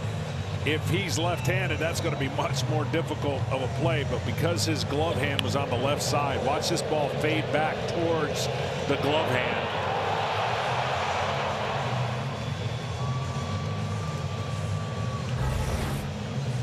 Excellent job by Fermin out in left field. And we'll get a pitching change.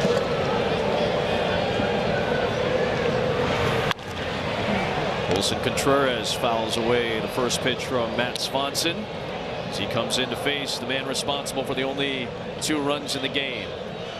Swanson, his 7th appearance already with a somewhat of a rocky start. Contreras has been hit by a pitch, has hit a 2-run double, and has struck out tonight. The only 2 runs in this game came at the top of the 4th inning when Contreras came to the plate with 2 men on and cracked a first pitch double down the left field line to score both Anthony and Duran for Boston.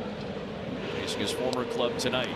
Swanson deals a nice fastball on the outer corner for a strike. It's 1-2.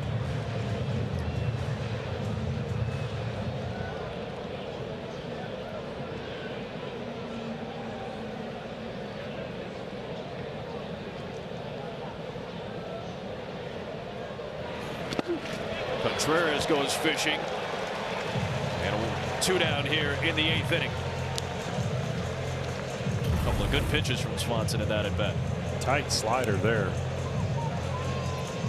I don't know if he thought that was 3 outs or not. Started walking off the mound. And showing you those defensive changes. Urias moves from first to short, taking over for Sajaci, who was pinch hit for. Burleson stays in at first. Pozo stays in to catch, and Church into center. Fermin made that great play to start this 8th inning to rob Duran of a base hit. Contreras strikes out against Swanson, who now faces another excellent defensive corner outfielder in Abreu, who's 0 for 2 with a walk tonight.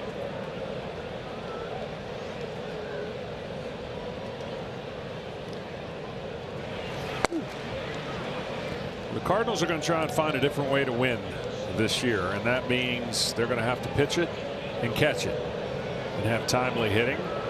And they've had some comebacks already in the early part of the season. Abreu ropes it down the right field line, but pulls it just foul. 1-2. As you saw the bullpen with the excellent Garrett Whitlock. The top of the Cardinal order is due up in the bottom of the 8th inning, so they're going to try to generate some offense with some of their better hitters coming up. Shutout so far tonight.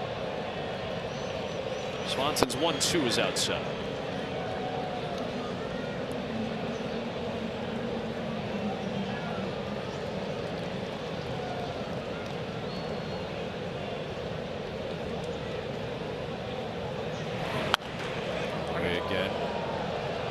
Had a wild 9-7 win against Tampa Bay to open the season. They had that 6-5 win in the second game of the year. They've already played 3 extra inning games this season. They had to come back after Boston scored first last night.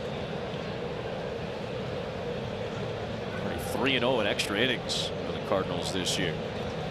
2-2 pitch in the air, well struck, center field. Church has room at the track.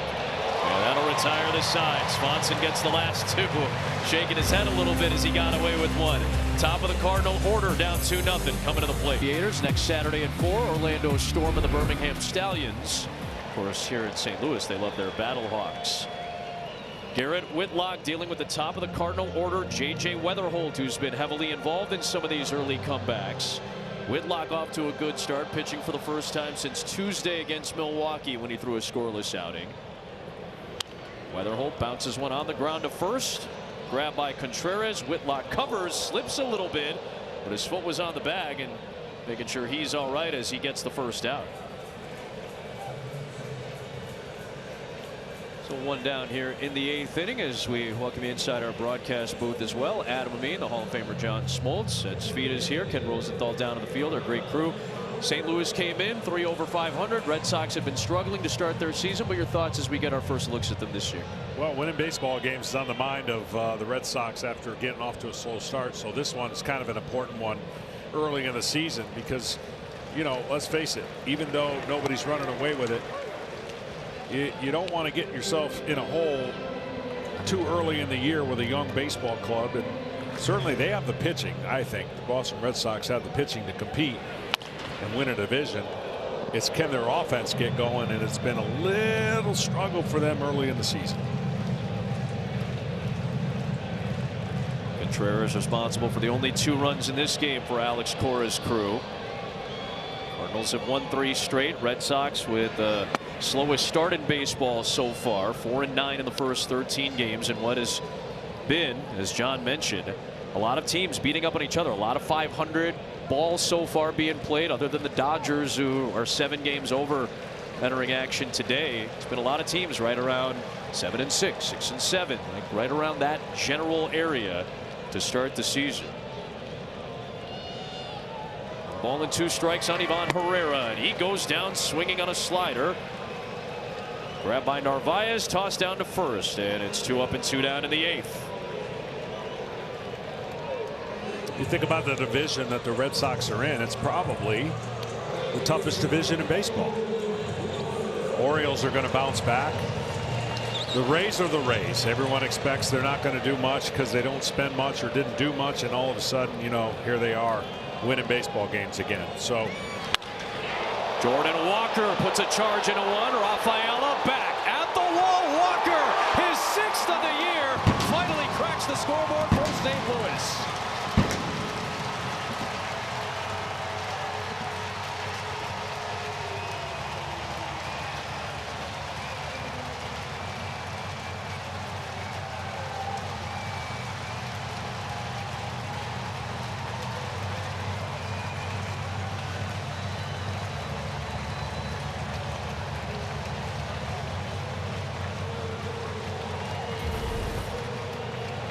we showed you a graphic of where his home runs were hit. That's about the height of them. They're all been up and in the zone, and when the ball's up to a man that strong, you don't get it back.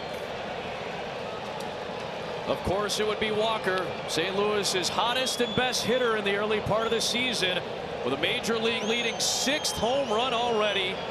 Now on a 7-game hit streak. Is it too early to do the most overrated statement in baseball? On pace for. Oh gosh, I don't even feel like doing the math right now. 1-1 to Gorman. Big fastball there from the hard-throwing Whitlock. Gorman swings through. It's 1-2.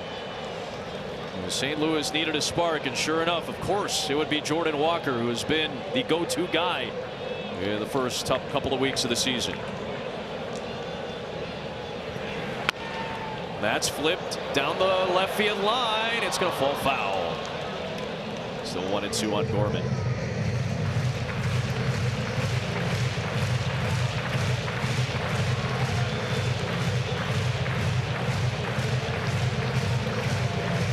I'm going to say he's on pace to set a record.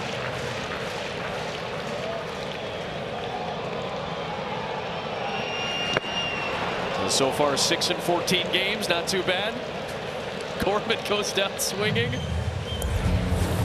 Jordan Walker, an up and down start to his career, but he has found the stroke.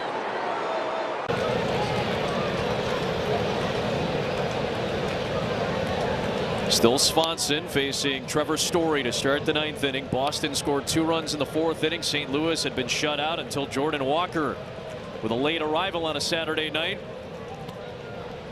But a timely one to get St. Louis on the board. It's 2-1. Story takes inside. Meyer and then Narvaez to follow for Boston as they try to answer back. And then in the bottom of the 9th, Urias, Fermin, and Burleson, who pinch hit in the 7th inning, would be due up.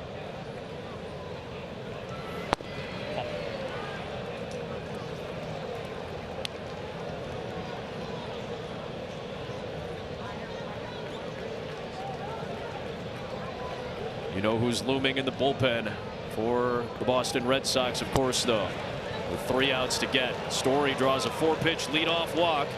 There is the flame-throwing southpaw. Aroldis Chapman awaits.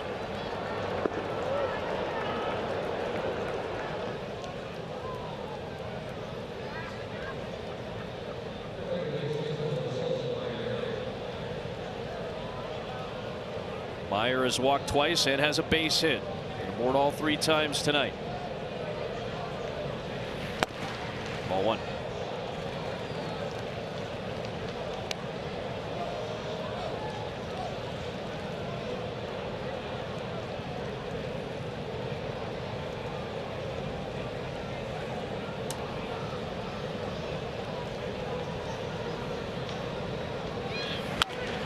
Correct. Foul, 1-1.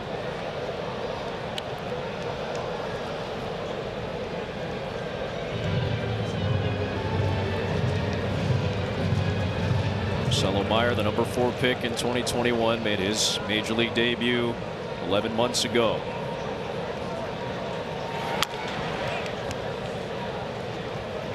Was unable to play in the WBC because of that surgically repaired wrist. The injury he suffered last summer. Always a tough thing for hitters, man. Trust you're healthy and trust you can use it the way you need to generate power.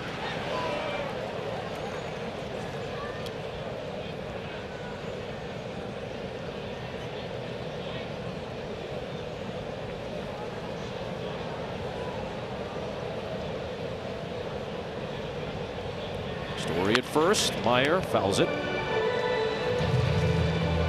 Came out of Eastlake High School in Chula Vista. A bunch of first-round picks have come out of there. Keone Cavaco a couple of years ago, and then of course Adrian Gonzalez, the Boston Red Sox, number 1 overall pick in 2000. Meyer sends it the other way to left for Mean, all the way towards the line, makes the catch. He flags it down for the first down. Story back to first base. Play Ball is baseball's global youth initiative, appropriate for these two teams to highlight the fun and accessible ways to play the great game. To learn more, including how to find a league near you, scan the QR code or go to playball.org and follow Play Ball on X, Facebook, and Instagram. There's Narvaez.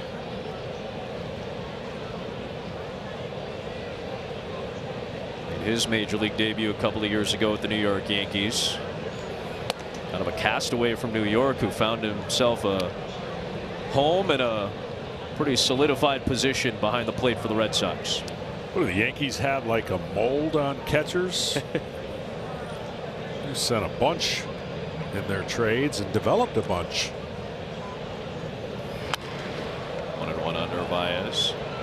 Spent 9 years in the Yankees system. Never really had the pedigree that other guys have had. Was never considered one of the top 30 prospects. Austin Wells, one of those guys that they developed, was already there.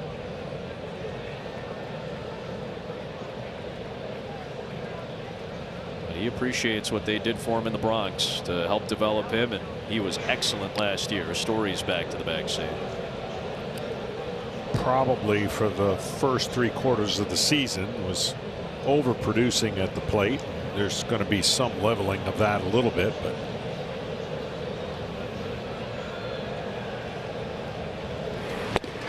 Waves and misses at a fastball, 1-2.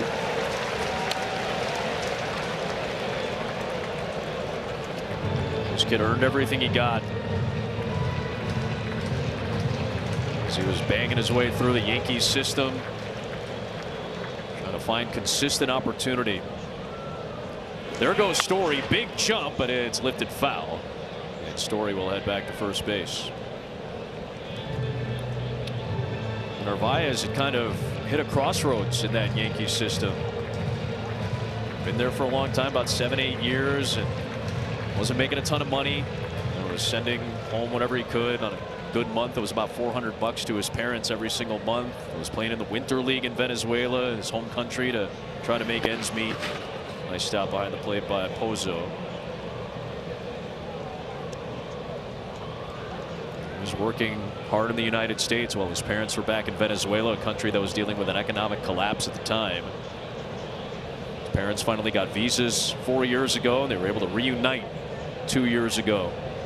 Now here he is in the big leagues, making a name for himself as a two-way player. Another check to first, another disengagement on Story. That's 2, and he's back in again.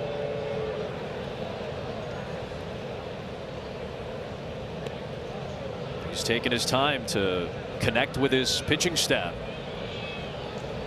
Johnny, I know you'll appreciate it. He's taken his pitchers out for golf outings. He's learned that game. Try to connect with some of the guys that he has to take care of all season long. Story's going to take off again on the ground, and the shortstop Urias had shifted over to try to cover the second base bag. Perfect timing, perfect execution, and Story goes first to third as Narvaez reaches for the second consecutive time. I mean, he had such a jump. The shortstop can't even think about the jump being so big. He is never going to get him out at second, but you got to react. And typically when there is a hit and run on or trying to steal a base, you normally, when the ball's hit to the left field, you can kind of keep the runner at second, but because he had such a big jump, he easily got to third. So now Rafaela, who was hit by a pitch in his last trip to the plate, will come up with runners at the corners, and another visit from Dusty Blake to check in with Swanson. Leadoff walk to Story. Retired Meyer on a fly out to left. A single from Narvaez, and Story with the base running goes first to third.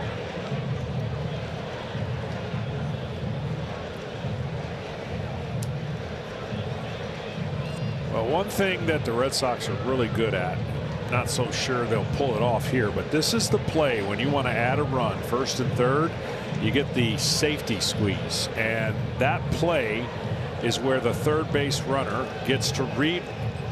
It's not a suicide squeeze, meaning he's not taking off and then trusting the hitter's going to put it in play. You put it in play first, and there's no way to defend it. If you bunt this ball towards the first base side between the pitcher and the first baseman, they can't stop the run from scoring. So the defensive alignment as Rafaela's at the plate. First pitch swinging past the second baseman Weatherholt. That'll drive in an insurance run. Boston answers back. Story scores, and the Red Sox manufacture a key run here in the ninth inning. Yeah. Another rocket, 105 off the bat of Rafaela. Yeah, and whatever they talked about, the doubt or the ability for him to do this, was answered right there with the first swing. Right up the middle, and now a chance to extend that lead. They answer the Walker home run with the Rafaela RBI out of the 9 spot. His 5th of the season, and now back to the top for Roman Anthony. Just added cushion for Aroldis Chapman.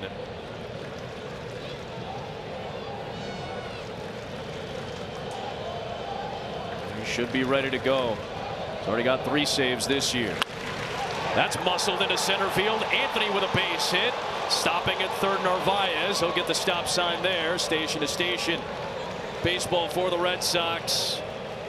3 consecutive base runners, and 4 of the 5 in this 9th inning have reached, and they're loaded up for Durbin.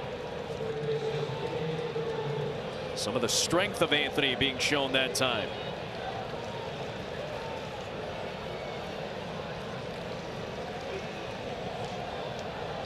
Romy Gonzalez, the last Red Sox with a grand slam. Durbin does not have a home run this year. He's 0 for 4 tonight.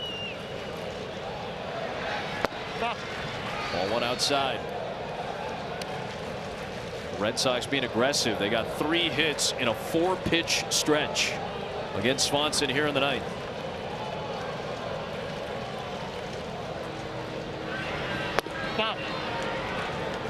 Well, they got another guy loosening up just in case the Red Sox get a few more runs, and that they don't have to go to Chapman.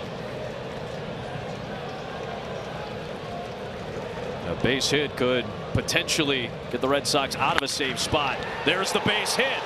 In from third, Narvaez. Coming around is Rafaela indeed. That is the case. Durbin drives in a pair. And the Red Sox coming through big in the 9th inning.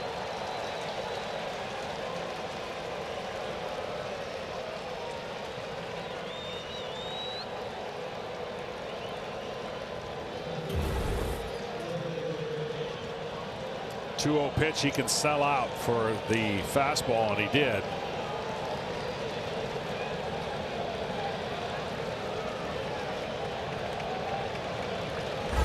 frustration from Swanson. It's 5-1 Boston. And if Alex Cora wishes, he can have Chapman sit down, as Boston has come up with 3 key runs here in the 9th. Duran will take a cutter out of the zone. 2-0. And Chapman's not even throwing right now. We got Watson loosening up. Ryan Watson, the right-hander. Big cut from Duran. 2-1.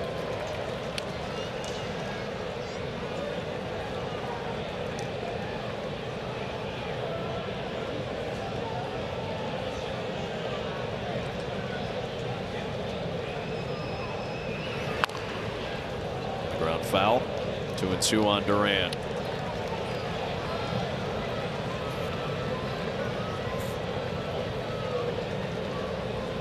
Red Sox have scored 5 runs a handful of times already this season, but haven't had the wins to show for it. Just 4-9, but a nice showing tonight from all angles. Strong defense this evening. Ranger Suarez was excellent, getting some key hits down the stretch, as Jared Schuster's loosening up now behind Swanson, who has labored and struggled in the 9th.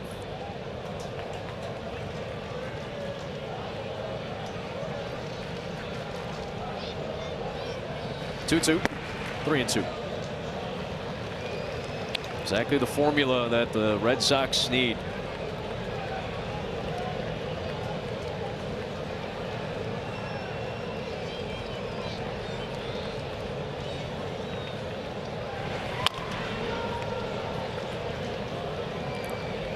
Yeah, the surprising start, of course, but just 1 win on the road. And they're going to play better at home because that park, they're built for that park. Yep.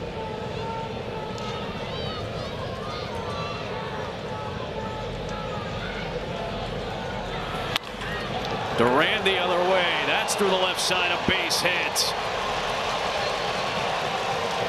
Anthony comes across. Durbin is safe at second. The line keeps on moving for the Red Sox. A 4-run 9th and a 6-1 Boston lead. A good at bat work by Duran.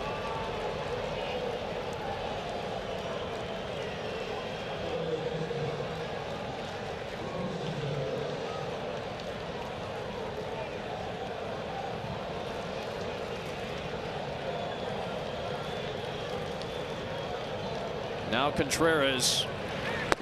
And Swanson just in there right now. That's his 41st pitch since coming in the 8th inning. Got the Contreras strikeout and the Abreu flyout to close the 8th.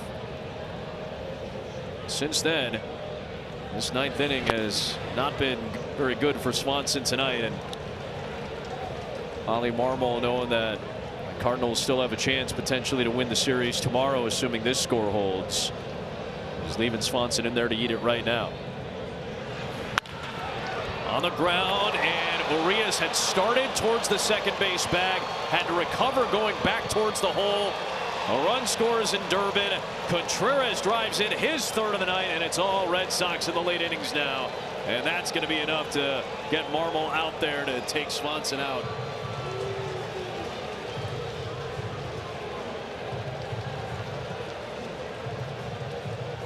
A 5-run 9th, and the Sox fans in St. Louis are feeling it. Against the Cardinal bullpen, which now turns to Jared Schuster, who's in mop-up duty now. This thing got out of hand quickly in favor of Boston.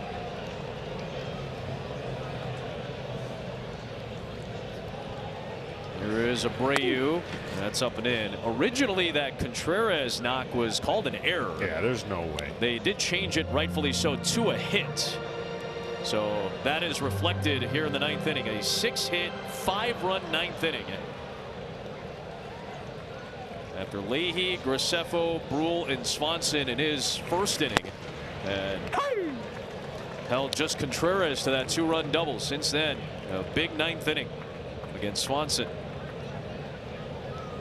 Now Schuster trying to clean it all up.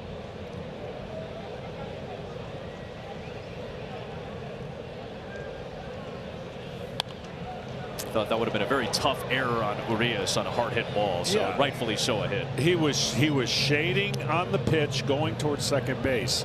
Could he have gotten it? Yes, but he didn't touch it. So when you don't touch it and it's hit that hard, it's got to be a hit. Like he was going the other way, shifting, and the ball was hit so hard the chance to make that play had to be precise. So it's 6 straight singles now for Boston. On the ground to first. That's picked off nicely by Burleson. He'll throw to second to get that runner. That'll be Contreras out for the second out. And that'll bring up the man who started this inning in Trevor Story. Let's go down to our man on the field and Ken Rosenthal. Adam, Red Sox Nation has been in an understandable panic over the team's 4-9 start, but a win tonight, a win tomorrow, the win for the series over the Cardinals. Then they go to Minnesota. And then after that, home against Detroit and the Yankees. So perhaps with a win tonight, that would make 3 or 4. They're starting to build a little bit of momentum. As we said, it is so hard to determine what a team is going to be in the first couple of weeks, obviously. Story takes ball 1. And again, it never seems like there's any panic in most big leaguers and most big league managers this early in the season. And that certainly was not the case with Alex Cora and company. No, I mean, you know how long the season is, but certain markets just don't deal with it very well. And when Boston came up short last year, and certainly a lot of components led to that, they made some moves in the offseason that I thought really helped their team and gives them a chance to be in the mix for winning a division. I mean, the Yankees came out of the gate, what, 9-2, and they've stumbled a little bit. It's all going to work itself out. Toronto stumbled early. I think they lost 6 in a row. Yep. Now they've kind of gotten right in the ship. Tigers have gotten off to a bit of a rocky start after their appearance in the division series last year. Cal Raleigh hasn't gotten off to a great start for Seattle. Whoa, that's at times. surprising. I mean, he wasn't on track in the WBC, and he certainly never got back on track to start the season. A lot of strikeouts. Story into right, Walker in, and that'll retire the side. Cardinals trailed by 1. Well, that being said, the Mariners are in action right now, and maybe a better sign, Cal Raleigh literally just homered against the Astros to give them a 2-0 lead. So that's a good start tonight for Cal, who's trying to bounce back. Here is Ramon Urias facing Ryan Watson, who comes in with a 6-run lead. Chapman was ready to go in a save situation as he continues his march towards the top 10 in Major League history. But none doing tonight as the offense gives him a breather. And Watson's quickly ahead of Urias, 0-2.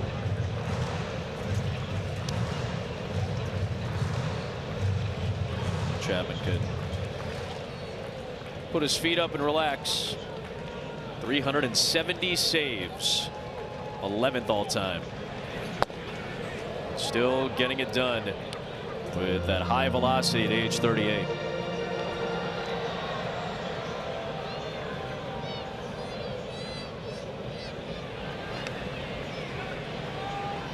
One-two pitch to Urias is down and away. Of course, Aroldis Chapman was in this ballpark plenty. He began his career with the Cincinnati Reds. Obviously, that short stint en route to a World Series with the Cubs. Long time with the Yankees and a couple of stints. Pittsburgh as well 2 seasons ago. Durbin makes the play. 1 away to retire Urias. Now his 2nd season with Boston, as we said, 370 saves. Go back to number 1. It came here at Busch Stadium. And he lit the world on fire in Major League Baseball with that gas. And there is the man he got in John Jay, sitting in that Cardinal dugout now.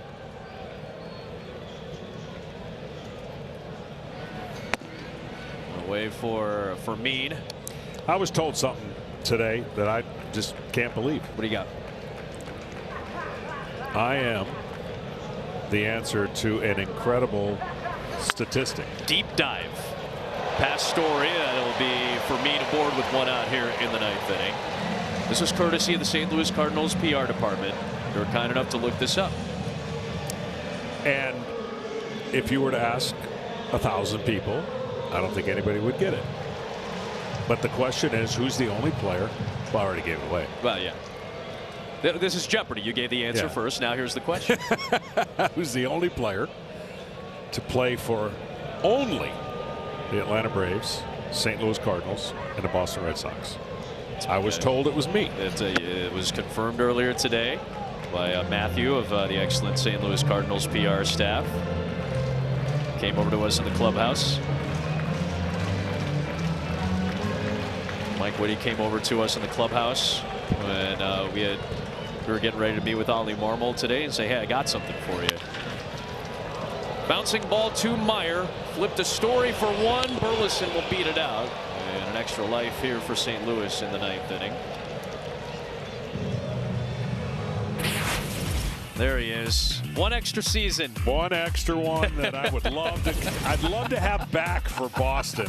I was not good at all. Coming back from shoulder surgery. Finished pretty good with St. Louis. I was happy to play for those two organizations. They treated me like I had been there forever. And I'll never forget it. But man, oh man, would I like to have. Church gets it. I would like to have that Boston opportunity back. 8 appearances as a starter. Made 7 with the Cardinals that season. Ken Rosenthal, what do you got? John, on your list of accomplishments, your many accomplishments in your career, where does this one rank? I think it's number 1. I mean, mainly because I had nothing to do with it. I mean, you spent two decades with one organization. All of a sudden, you go to 2 in 1 season. Yeah. No, I didn't think it was possible to raise your career ERA when you've had over 3,000 innings. I moved it a record amount in a short period of time with Boston. It went from 3.26 with Atlanta, and it went up like to 3. Well, it went up higher. It went to like 3.5. Yeah. When you're with your 8 starts with the Red Sox. I mean, I have an 8-point-something ERA in Boston. You got it down to like 4+ with St. Louis in your 7 starts with the Cardinals that year. So I figured with all 3. I finished with all 3s. 3.33. 3.33. That's right. Final strike for the Cardinals. Watson trying to close it out. Little tapper. He will cover the bag. Flipped by Contreras. The former Cardinal helps close it out for the Red Sox with a 3 RBI night. 5 in the 9th inning for Boston. And suddenly that 2-8 start is starting to fade a little bit after 3 wins in the last 4 games for the Red Sox. Well, they're going to feel good about this. They got a chance to win the series, but more importantly, they put some runs on the board. Able to put up 10 hits, 7 runs. Excellent start from Ranger Suarez tonight. 6 shutout innings in his best of 3 starts in his Boston Red Sox tenure. Cardinals took the first game Friday night 3-2. Red Sox with a big late inning surge behind the former Cardinal Contreras, win it 7-1 tonight. And the rubber game tomorrow here from Busch Stadium. For John Smoltz, Ken Rosenthal, the wonderful women and men of our Fox crew, I'm Adam Amin saying good night from St. Louis. Mike